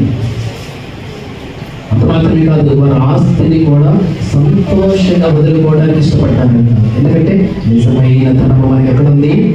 పరలోకంలో సంపాదించాలి. అక్కడుంది మనకి నిజమైన స్వాస్థ్యం, స్థిరమైనది స్వాస్థ్యము దేవుడు మన కొరకు ఏర్పాటు చేశాడు. ఎందుకు మరి ఈ కొద్ది కాలంలో ఎందుకు ఈ ఆరాటం, ఎందుకు ఈ పోరాటం, ఎందుకు ఈ తపన, ఎందుకు ఈ ఆవేశాలు, ఎందుకు ఈ కోపాలు, ఎందుకు? లేదా పునరుద్ధానం పొందాలని లేదా? క్రీస్తు వచ్చినప్పుడు మరణ సమాధి నుండి బయటికి రావాలని లేదా?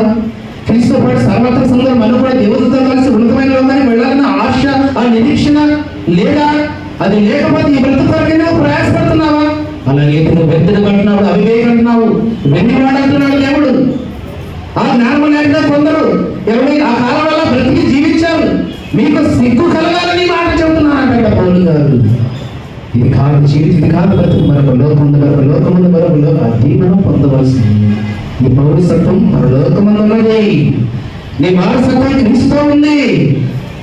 ఖచ్చితంగా నీకు మరణం తర్వాత మరొక బ్రతుకు ఉన్నది.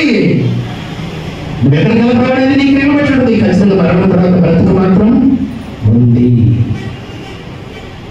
చూడండి అది అంటున్నాడు. ఏమన్నాడు కదా? ఏమన్నాడు? మీరు ఖైదులో ఉన్న వారిని కరుణించి మీకు మరి శ్రేష్టమైన స్థిరమైన స్వాస్థ్యం ఉన్నదని ఎరిగి మీ ఆస్తిని కోల్పోవటం కూడా సంతోషంగా ఒప్పుకుంటుంది. కాబట్టి మీ ధైర్యమును విడిచిపెట్టబడి దానికి ప్రతిఫలముగా గొప్ప బహుమానము మీకు కలుగు. ధైర్యం చేయకపోవద్దు, కోల్పోవద్దు ధైర్యం. ఖచ్చితంగా మరణం తర్వాత మనకు బ్రతుకు ఉందండి. మనమందరం కూడా క్రీస్తున్న లోకానికి వెళతాం. అదే చెప్పాడు కదా, నేనే పునరుద్ధానమును జీవమును బ్రతికించువాడును, నేనే మృతి నొందించువాడును, అధికారం నాకుంది, తండ్రి నాకు ఇచ్చాడు. దానికి అర్థం కావాలని మీకు సాదృశ్యంగా మొక్కలు చూపించాడు, విత్తనాలను చూపించాడు. అది మనకు వస్తుందని నీకు అర్థమైతే, అది నమ్మితే మరణము తర్వాత నీకు కూడా బ్రతుకు ఉన్నదనే సత్యము అర్థమవ్వాలి. అది అర్థమైతే దేవుని కోసం బ్రతకాలి, కానీ అధికారం కోసం కాదు, ఆస్తి కోసం కాదు, బంధువుల కోసం కాదు, ఈ లోకం కోసం కాదు. నిజంగా ప్రియులారా, ఈ జ్ఞానం మనందరి ఉంటే మనమందరం కూడా అండి ఎదురు చూడవలసింది, నిరీక్షించవలసింది దేని కొరకు తెలుసా? చివరికి ఒక మాట చదువుకున్న పౌలు గారు అంటాడు, ఫిలిప్పీయులకు రాసిన పత్రిక 3వ అధ్యాయం 10వ వచనం అండి, బైబిల్ రాసిన పత్రిక 3వ అధ్యాయం 10వ వచనం ముగించుకున్న చివరి మాట. పౌలు గారికి ఉన్నటువంటి నిరీక్షణ, పౌలు గారికి ఉన్నటువంటి ఆ సంకల్పం ఏంటో ఒకసారి మనం చూద్దాం. ఫిలిప్పీయులకు రాసిన పత్రిక 3:10 ఏమన్నాడు అక్కడ? ఏ విధము చేతనైనను, అమ్మ బాగా విని ఈ మాట, ఏ విధము చేతనైనను మృతులలో నుండి నాకు పునరుద్ధానము కలుగవలనని, ఏ విధమైన సరే. ఏంటంటే ఆ విశ్వాసం? పౌలు గారికి ఏమర్థమైంది? ఈ లోకం వ్యర్థం అని అర్థమైపోయింది, ఈ అధికారం వ్యర్థమని అర్థమైపోయింది, ఈ ఆస్తి వ్యర్థమని అర్థమైపోయింది. ఏమర్థం పౌలు గారికి? సమస్తము వ్యర్థమని అర్థమైపోయింది. వ్యర్థమని అర్థమైన పౌలు గారు క్రీస్తు నిమిత్తమై జ్ఞానం కలిగినటువంటి పౌలు గారు తన జీవిత విషయమై తన మరణం తర్వాత ఏ కావాలని కోరుకుంటున్నాడు? ఎలాగైనా సరే, ఏ విధము చేతనైనా సరే మృతులలో నుండి చెప్పమ్మా, మరి కంటిన్యూషన్ ఆ మాట గురించి.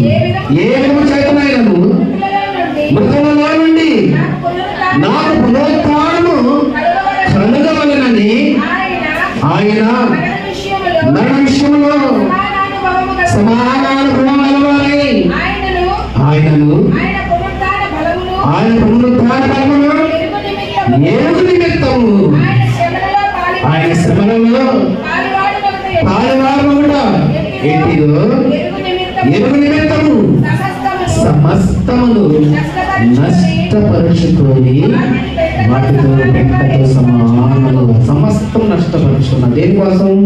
పునరుద్ధారణ కలగాలి. క్రీస్తులాగా నేను తిరిగి లేవాలి. యేసుక్రీస్తు వారిలాగైతే మరణం జయించుకోవడానికి నా పునరుద్ధారణ లేచాడు, నేను కూడా అలాంటి పునరుద్ధారణ కావాలి. నాకు క్రీస్తు పొందినటువంటి పునరుద్ధారణ నాకు కూడా కావాలి. ఇదిగో దానికోసం ఈ లోకంలో నేను దేని నిలబడడానికి సిద్ధమే. ఏంటంటే ఆ కమిట్మెంట్ ఈరోజు క్రైస్తవులకు ఉందా? క్రైస్తవ సమాజం మనకు ఉందా? అలాంటి కమిట్మెంట్ మనకు ఉందా? అలాంటి నిరీక్షణ మనకు ఉందా? పౌలు గారికి అర్థమైంది ఈ లోకం వ్యర్థమని.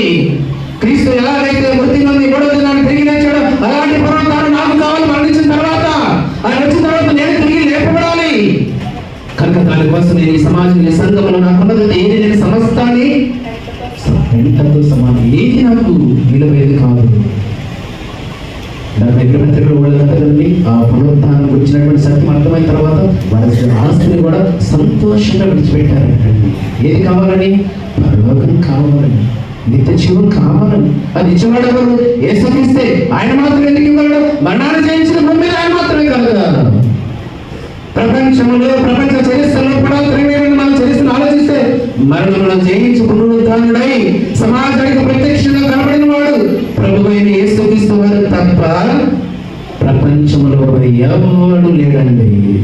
అందుకే ఆయన మాత్రం అది ఇవ్వగలడు.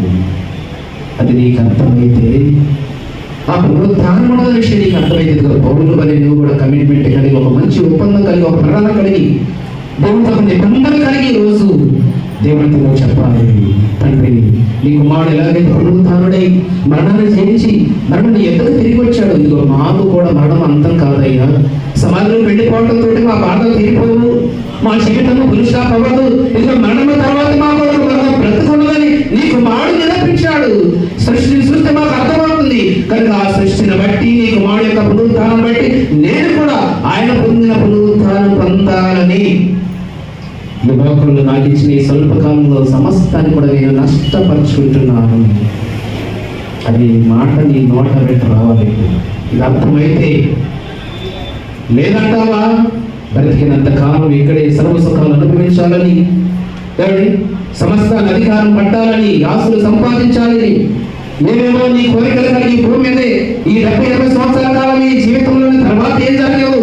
ఈ బైబిల్ అలా చెప్పి భాషలు అలా చెప్తారు, సేవకులు అలాగే మాట్లాడతారు, ఏముండదు. ఈ వరకు పోయే దాన్ని అనుకోని తినుము త్రాగము సుఖించమని ధనవంతుడు వలె మూపడబడితే దేవుడు అన్నాడు, వెలుగువాడా ఈ రాత్రి ప్రాణం పడితే కానీ ఇప్పటి విషయమవుతుంది.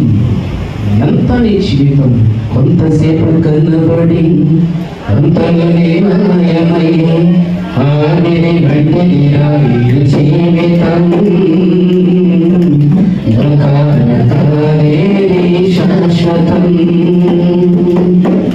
కొంతసేపు కన్నబడి అంతలోనే మాయమై ఆమెని వెంటనే రాయి జీవితం శాశ్వతం.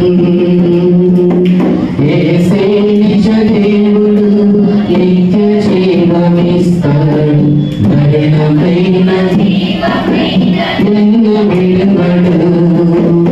ఏసే నిజ దేవుడు నిత్య జీవమిస్తాడు, మరణమైన జీవమైన నిన్ను విడవడు. కొంతసేపు కన్నబడి అంతలోనే మాయమై ఆమె వెంటనే రాయి జీవితం శాశ్వతం. దేవుడు ఇచ్చినటువంటి మహాకృపని ఆయన పునరుద్ధారణ జీవాన్ని మనము కూడా ప్రభువు వల్ల ఒక మంచి ఒప్పందం కలిగి ఒక నిబంధన కలిగి ఆ పునరుద్ధారము మనము కూడా యేసుక్రీస్తు వారి లాంటి మరణములు జయించి పునరుద్ధారణే తిరిగి లేచాడు.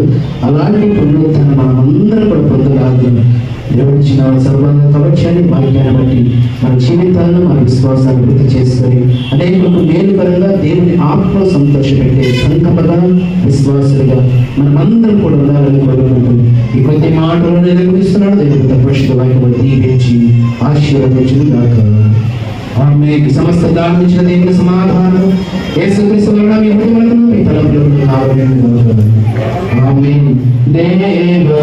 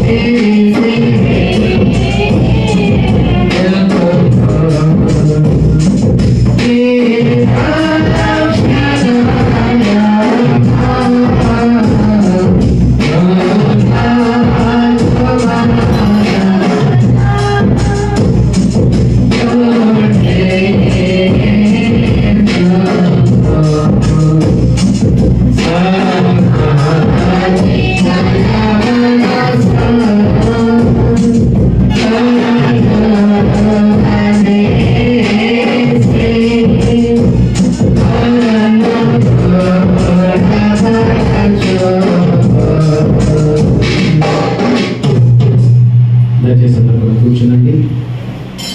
సమీపంలో దొరకబడి కానుకలను వారు కృతజ్ఞత కానుకలు దయచేసి ముందుకు చెప్తే ప్రార్థించుకున్నాము. మా త్వరగారండి కింద ఉన్నటువంటి వారు కూడా దొరకబడి కానుకలు కృతజ్ఞత కానుకలు వారు దయచేసి ముందుకు రావాలని మనం చేస్తూ ఉన్నాం.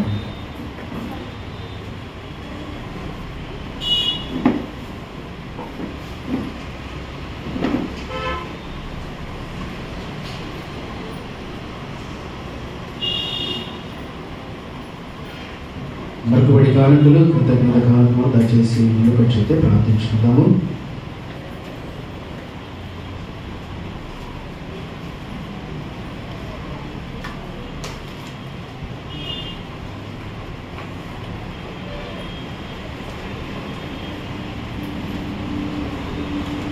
ప్రార్థన చేస్తున్నాను. తలలు వచ్చినట్లయితే ప్రార్థించండి. మమ్మల్ని మిగిలిగా ప్రేమించిన మా ప్రియ పరలోకమున్న మా కన్న తండ్రి, మీ పరిశుద్ధ పాదములకు నాయన వందనాలు చెల్లించుకుంటూ ఉన్నాము. పరిశుద్ధ ఆదివారపు ఆరాధనలు మీ సన్నిధానంలో నాయన మీ శిలువ ప్రత్యక్షత ముందు శిరస్సు వచ్చి నిలబడిన బిడ్డలు మీ కన్న దృష్టిలో మరిగేవారు కాదు తండ్రి. వారమంతయు మాసమంతయు ప్రేమించి వారి పని పాటల్లో వారి వ్యాపారంలో చేసిన ప్రతి కార్యక్రమంలో మీరు తోడుగా ఉండి మీ ద్వారా వారు పొందుకున్నటువంటి మేరలను జ్ఞాపకం చేసుకుంటూ నా ప్రాణమా యెహోవాను సన్నతించువాడిని ఆయన మిమ్మల్ని ఆరాధిస్తూ మహిమపరుస్తూ వారికి ప్రేమించి ఇచ్చినటువంటి సమృద్ధి నుండి శ్రేష్టమైన భాగం సమకూర్చి మీ సన్నిధానంలో నాయన ఏర్పడి అర్పిస్తూ ఉండగా అర్పణను స్వీకరించండి. 30 దంతులు 60 దంతులు 100 దంతులుగా ఫలింపచేయండి. ఈ ఏర్పడి ద్వారా అయినా వారి కొరకు వారి బిడ్డల కొరకు వారి కుటుంబాల కొరకు మీరు దగ్గర దాచబడిన పరలోక సంబంధమైన ప్రతి దీవెనను ఆశీర్వాద సమృద్ధిగా మీరు అనుగ్రహించమని నిలబడిన ప్రతి ఒక్కరిని పేరు పేరు వరుసన మీరు దీవించి ఆశీర్వదించమని మా ప్రభువును రక్షకుడైన యేసుక్రీస్తు వారి పరిశుద్ధ నామమును బట్టి ప్రార్థించి అని వేడుకుంటున్నాము తండ్రి. ఆమేన్. తండ్రి కుమార పరిశుద్ధాత్మ త్రియేక దేవుని దీవెన సదాకాలము కుటుంబాలకు మీకు బిడ్డలకు కలిగిన సమస్తములకు చేస్తున్న ప్రతి కార్యములకు తోడై నడిపించును గాక. ఆమేన్. సమయంలోని సంఘ కానుకల సేకరణ జరిగించుకుందాము. అర్పణ కీర్తన పాడుతూ ఉండగా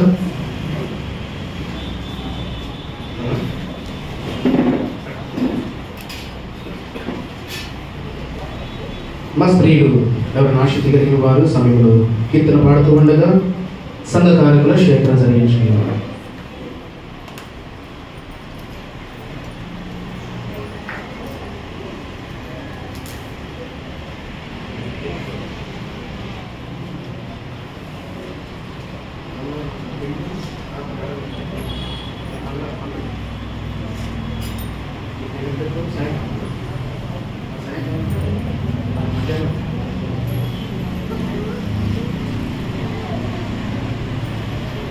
నీ ఘనము నీ ఘనము ప్రభు యేసుదే నీ జన్మభూమి నిలువే తునా నిలువే తునా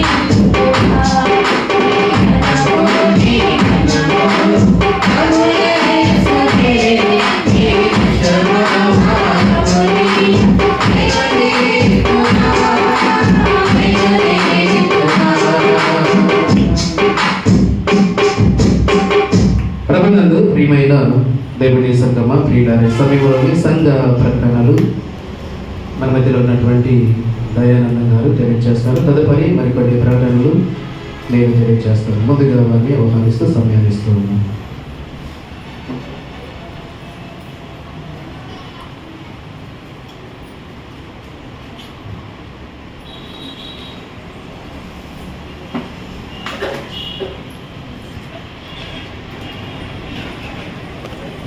దేవుని నామానికి స్తోత్రాలు. కూడి వచ్చినటువంటి దైవ సేవకులకు, సంఘ పెద్దలకు, సంఘమంతటికి కూడా ప్రత్యేకమైన తెలియజేస్తాను.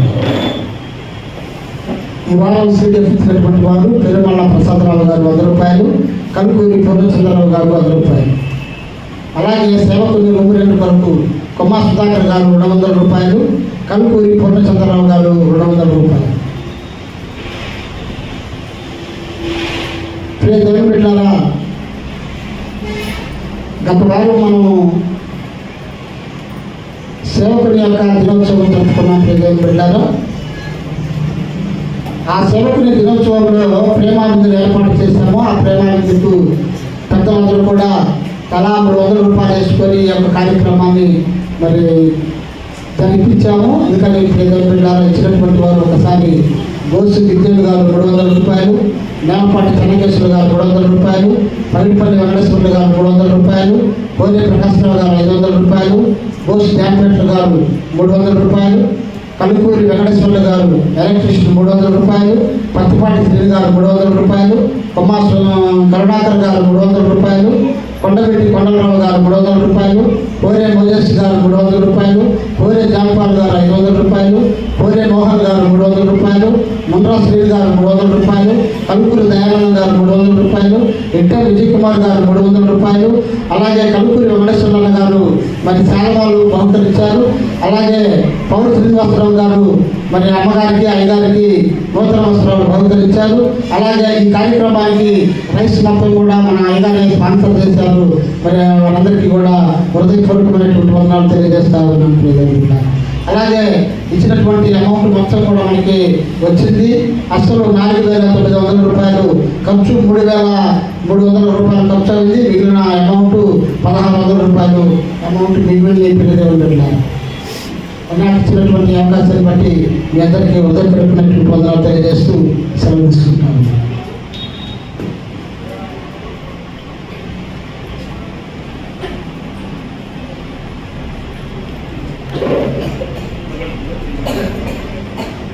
ప్రకటనలు ప్రియమైన దేవుని సంగమ ప్రియులారా, మరి ఇప్పటివరకు కూడా సంఘ ప్రకటనలు, అలాగే సీడీఎఫ్ సేవకుని యొక్క రేటు వరకు, అలాగే లాస్ట్ సండే పాస్టర్స్ డే సంబంధించినటువంటి వివరాలన్నీ కూడా చక్కగా తెలియజేసినటువంటి మరి పెద్దలు దయానంద గారికి మరొకసారి హృదయపూర్వకమైన వందనాలు చెల్లించుకుంటూ ఉన్నాను. ప్రియులారా, సమయంలోని మరికొన్ని ప్రాముఖ్యమైన విషయాలు నేను ముందుస్తున్నాను. దయచేసి వినాలని మరొకసారి మనం చేస్తున్నాం. రేపు సోమవారం, ఎల్లుండి మంగళవారం అంటే 19వ తారీఖు మంగళవారం 19వ తారీఖున మన ప్రియులు దేవుని దాసులు మరి కందులూరి గణేష్ రాణి గారిని ప్రేమించి ఇచ్చినటువంటి 2వ కుమార్తె చైతన్య వివాహము 19వ తారీఖున వారి గృహమునందు, ఇందిరా కాలనీలో ఉన్నటువంటి వారి గృహమునందు మధ్యాహ్న కాలము ప్రార్థన అనంతరము మనందరికీ కూడా ప్రేమ విందు కలదని వారు తెలియజేయడం జరిగింది. కనుక 19వ తారీఖున కందులూరి గణేష్ వారి ఇంటి ముందు జరుగుతున్నటువంటి వారి యొక్క కుమార్తె వివాహంలోని మొదటిగా 10 గంటల ఉదయకాల సమయంలో 10 గంటలకు ప్రార్థన జరుగుతుంది. ప్రార్థన అనంతరం అందరికీ కూడా ప్రేమ విందు ఉంటుందనే విషయాన్ని వారు తెలియజేశారు. కనుక ఈ విషయాన్ని అందరూ కూడా గమనించి మంగళవారం 19వ తారీఖున జరిగేటటువంటి ఆ వివాహ కార్యములు, ప్రార్థన కార్యక్రమాలు మీరందరూ కూడా భాగస్వాములై మరి కుమార్తెను దీవించి ఆశీర్వదించి వరించేటటువంటి ఆతిథ్యాన్ని స్వీకరించే వారికి ఉండాలని ప్రేమతో మీ అందరూ కూడా మనం చేస్తూ ఉన్నాను. అదే రోజు అదే మంగళవారం 19వ తారీఖున సాయంకాలం 7 గంటలకు మరి ఇందిరా కాలనీలో ఉన్నటువంటి కలుకూరి రూప గారి గృహంలోని కృతజ్ఞత ప్రార్థన కూటాన్ని ఏర్పాటు చేయడం జరిగినది. మధ్యాహ్నమేమో కందులూరి గణేష్ వారి దగ్గర కుమార్తె వివాహము, ప్రార్థన, ప్రేమ విందు. సాయంకాలం 7 గంటలకు అదే రోజు సాయంకాలం 7 గంటలకు ఇందిరా కాలనీలో ఉన్నటువంటి కలుకూరి రూప గారి గృహంలో కూడా కృతజ్ఞత కూడికను మరి ఏర్పాటు చేయడం జరిగింది కనుక మరి ప్రేమతో వారు సంఘం అంతటిని ఆహ్వానిస్తున్నారు కనుక మీరందరూ కూడా విషయాన్ని గమనించి ఆ కార్యక్రమంలో కూడా భారీ భాగస్వాములు అవ్వాలని మరొకసారి మీ అందరూ కూడా మనం చేస్తూ ఉన్నాను. ప్రియులారా, అదేవిధంగా ఈ సమయంలోని వివాహ ప్రకటన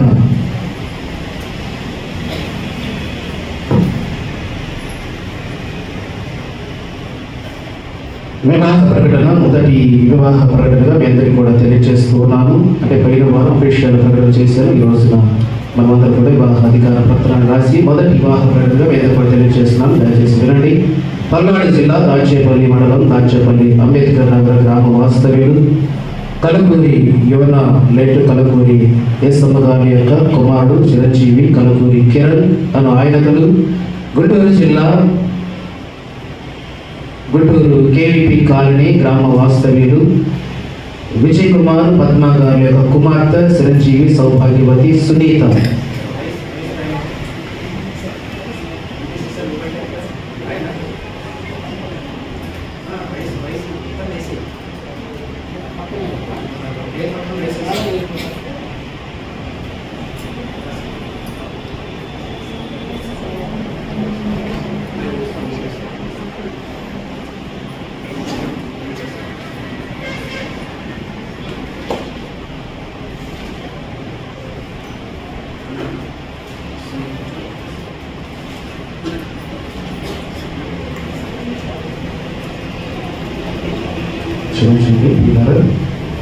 కలకూరి కిరణ్ వయసు 26 సంవత్సరాలు మన ఆయనకులు గుంటూరు జిల్లా కేవీపీ కాలనీ గ్రామ వాస్తవ్యులు శ్రీ విజయ్ కుమార్ పద్మ గారి యొక్క కుమార్తె చిరంజీవి సౌభాగ్యవతి సునీత వయసు 26 సంవత్సరాలు అను ఆమెకులు దేవుని ఏర్పాటు ప్రకారం తేదీ 26/11/2024 అనగా మంగళవారం ఉదయం 11 గంటలకు విజయభాస్కరు ఫంక్షన్ హాల్ నందు ఈ పరిశుద్ధ వివాహము జరిపించటకు పెద్దలు నిశ్చయించడం జరిగినది కనుక వీరు పరిశుద్ధ గృహస్థ జీవనంలో వర్ధిల్లినట్లు వారి యొక్క పరిశుద్ధ వివాహ నిమిత్తమై సంఘము ప్రార్థన చేయవాలని కోరుచున్నారు.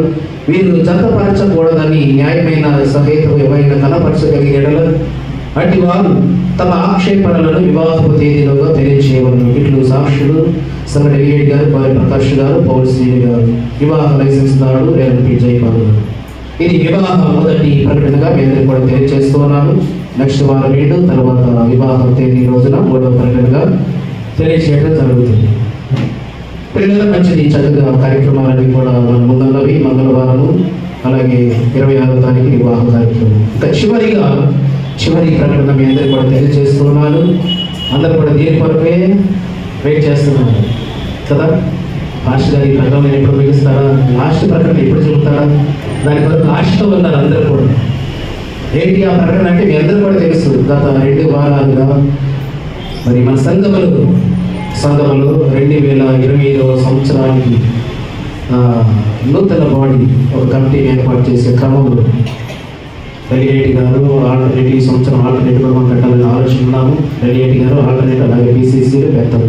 కానీ ఈ యొక్క బాడీని అంతా కూడా మరి 2025వ సంవత్సరానికి వాళ్ళ కాల పరిమితి చెల్లియదు కనుక కాల పరిమితి వారు వదిలించున్నారు కనుక మరి కొత్త వారికి సంఘంలో అవకాశం ఇవ్వాలని, వారికి కూడా దేవుని కార్యక్రమాలు వారి వంతు బాధ్యతగా వారు కూడా ముందుకు రావాలని అందరూ కలిసి ఈ కార్యక్రమాలు సంఘాన్ని అభివృద్ధి చేసి మరి ఆత్మీయంగా నడిపించే క్రమంలో దేవుడు కాలాలను బట్టి ఆయా సందర్భాలను బట్టి గాయాలను బట్టి ఎవరికి ఇచ్చే బాధ్యత ఎవరికి ఇచ్చేటువంటి అధికారాన్ని దేవుడు వారికి ఇవ్వడం జరుగుతుంది కనుక మనమందరం కూడా మరి డిసెంబర్ మాసంలో 28 నుండి 30వ తారీఖు లోపల ఎస్డిఎన్ చెల్లించవలసినది ఏఎల్సీ వారికి.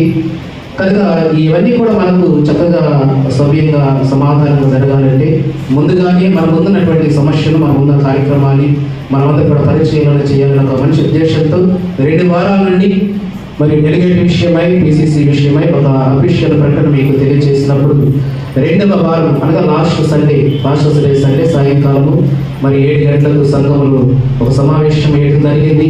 అందరూ కూడా పెద్దలు వచ్చేసారు, పిసిసిలు వచ్చేసారు, చాలామంది ఎవరు వెళ్ళు కార్యక్రమాలు రావడం జరిగింది.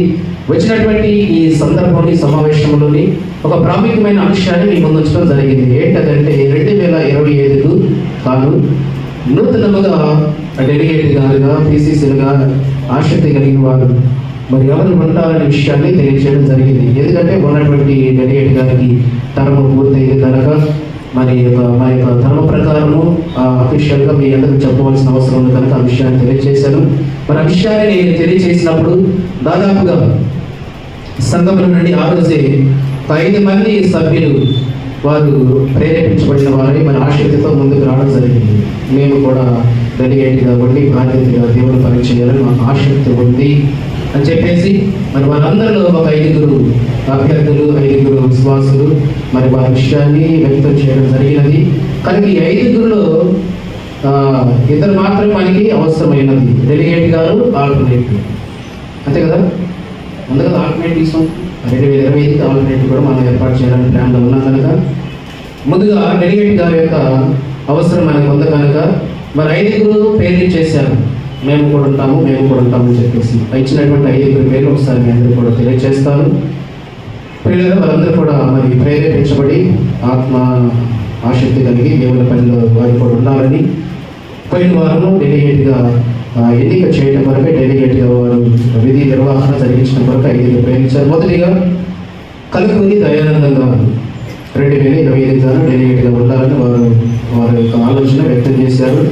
రెండవదిగా కొమ్మ ఇందిరా గారు, వారు కూడా వచ్చేటటువంటి 2025వ సంవత్సరానికి డెలిగేట్గా ఉండాలని వారు ఒక ఆలోచన వ్యక్తపరిచారు. అలాగే మూడవ వ్యక్తిగా కోరి మరిదాస్ గారు కూడా నూతనంగా డెలిగేట్గా బాధ్యత స్వీకరించాలని వారు విషయాలు తెలియజేశారు.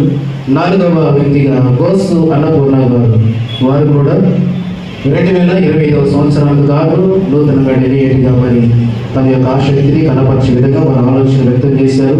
మరి 5వ వ్యక్తిగా కొమ్మ దాస్ గారు, వారు కూడా నూతనంగా డెలిగేట్గా 2025కి గాను వారు ఉండాలని వారి యొక్క ఆసక్తిని వారి యొక్క విషయాన్ని తెలియజేయడం జరిగింది. ఈ 5 సభ్యులు మన మధ్యలో ఉన్నారు. దయానందం గారు, ఇందిరా గారు, కొరి మరిదాస్ గారు, గోసు అన్నపూర్ణ గారు, కొమ్మ దాస్ గారు, ఈ 5 మన మధ్యలో డెలిగేట్గా ఆసక్తితో ముందుకు రావాలని ఉన్నారు. మరి ఈ 5 ఎవరు ఉండాలనేది, ఎవరు ఏర్పాటు చేయాలి, ఎవరు సంఘానికి శ్రేయోభిలాషులుగా, అందరూ సంఘంలో క్షేమాన్ని కోరుకునేవాడే, అందరూ క్షేమాభివృద్ధి కొరకు ప్రయాసపడేవాడే. కానీ 5 ఉండడానికి అవకాశం లేదు కనుక 5 ఉండడానికి అవకాశం లేదు. అందరూ 5 కూడా మన సంఘ సభ్యులే, సంఘ క్షేమాభివృద్ధిని కోరుకునేవారే, సంఘాన్ని డెవలప్ చేయాలని, సంఘాన్ని ఆత్మీయంగా నడిపించాలని ఒక మంచి దృక్పథంతో ఒక మంచి ఆలోచన ముందుకు వచ్చిన వారే. మరి 5 కూడా ఎవరిని డిలే చేయాల్సినటువంటి వారు కాదు. కానీ 5కి అవకాశం లేదు కనుక ఎవరో ఒకరు మాత్రమే దీనికి మన ఏఎల్సీ కాన్స్టిట్యూషన్ ప్రకారం డాష్లో ఒకరు మాత్రమే డెలిగేట్ ఉండే అవకాశం ఉంది కనుక ఆ ఒక్కరు ఎవరనేది సంఘం నిర్ణయించాల్సిన బాధ్యత ఉందనే విషయాన్ని నేను అందరూ కూడా తెలియజేస్తున్నాను. ఎందుకంటే సంఘం అందరూ నా వాళ్ళే, మీరందరూ నాకు తల్లి లాంటి వారు, తండ్రి లాంటి వారు, అందరూ అన్న లాంటి వారు. కానీ ఎవరిని తక్కువ ఎవరిని ఎక్కువ అని నేను డిసైడ్ చేయటం కాదు, అది నా ఆలోచన కూడా కాదు. ఎందుకంటే మీతో నేను ఒకరిని, నాలో మీరు ఒకరు కనుక మనం అందరం కలిసి ఒక వ్యక్తిని మాత్రమే మరి నిర్ణయించవలసినటువంటి అవసరం ఉంది కనుక మన విషయాన్ని మరి సంఘంగా మీరందరూ కూడా ఆలోచన చేయవలని మరొకసారి అందరికీ కూడా మనం చేస్తూ ఉన్నాము.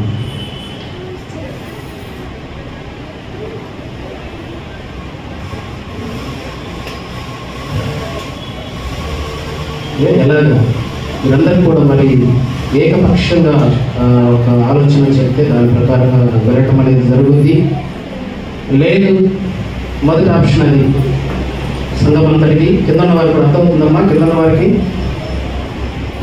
కనబడేవాళ్ళు మనకి దయచేసి కింద ఫ్లోర్లో ఉన్నటువంటి వారు కూడా పెద్దలు కానీ స్త్రీలు కానీ పురుషులు ఎవరున్నా దయచేసి ఆలోచించేయండి. 5 మనకు వారి యొక్క ఆలోచనను వారు వ్యక్తపరిచారు, వారి ఆసక్తిని కనపరిచారు. కనుక 5లో ఒకరిని మాత్రం మనం ఎంపిక చేయవలసి ఉన్నది కనుక మరి విషయాన్ని సంఘం అంతా కూడా ఏకపక్ష నిర్ణయం తీసుకొని మీరు ఫైనల్ జడ్జిమెంట్ ఇస్తేనే మనం దాన్ని ప్రమోట్ చేయగలం. మొదటి ఆప్షన్. అలా మాట్లాడటం వల్ల కొంచెం చెప్పలేమండి, ఇబ్బందిగా ఉన్నది, లోపల మనసులో ఉన్నా మేము బయటికి ఆ మాట అనలేము అనే ఒక ఆలోచన కనుక మీలో ఉంటే సెకండ్ ఆప్షన్ కూడా ఉంది. బ్యాలెట్ పేపర్ ద్వారా వాటి రెండవ ఆప్షన్. ఈ రెండింటిలో ఏదనేది మీరు తెలియజేస్తే దాన్ని బట్టి మనం సెలవు తీసుకుందాం. అంటే మాట్లాడగలరా, వాయిస్ వినిపించగలరా, లేకపోతే బ్యాలెట్ పేపర్ ద్వారా ఓటింగ్ చెప్పండి, పర్లేదు.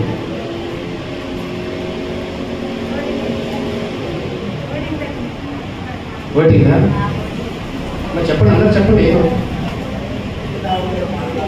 మాట్లాడండి. మనమే నిర్ణయించుకోవాల్సింది మనమే.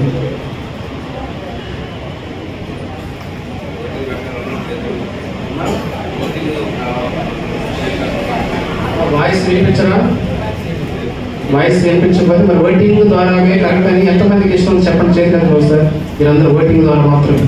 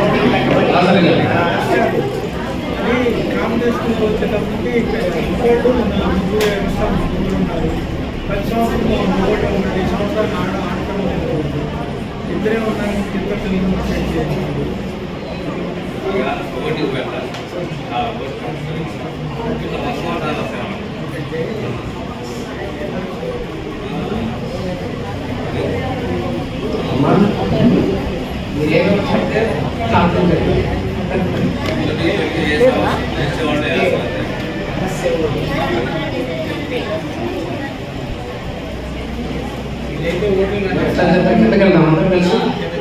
అందరూ కలిసి ఒక సమావేశంలో మాట్లాడదామా? ఉంటాము కిందకి, అందరూ కిందకి వెళ్తాం. ఫస్ట్ ఫ్లోర్కి వెళ్ళిన తర్వాత ఏదో ఒకటి క్లియర్ అయిన తర్వాత ప్రార్థనతో సెలవు తీసుకుందాం.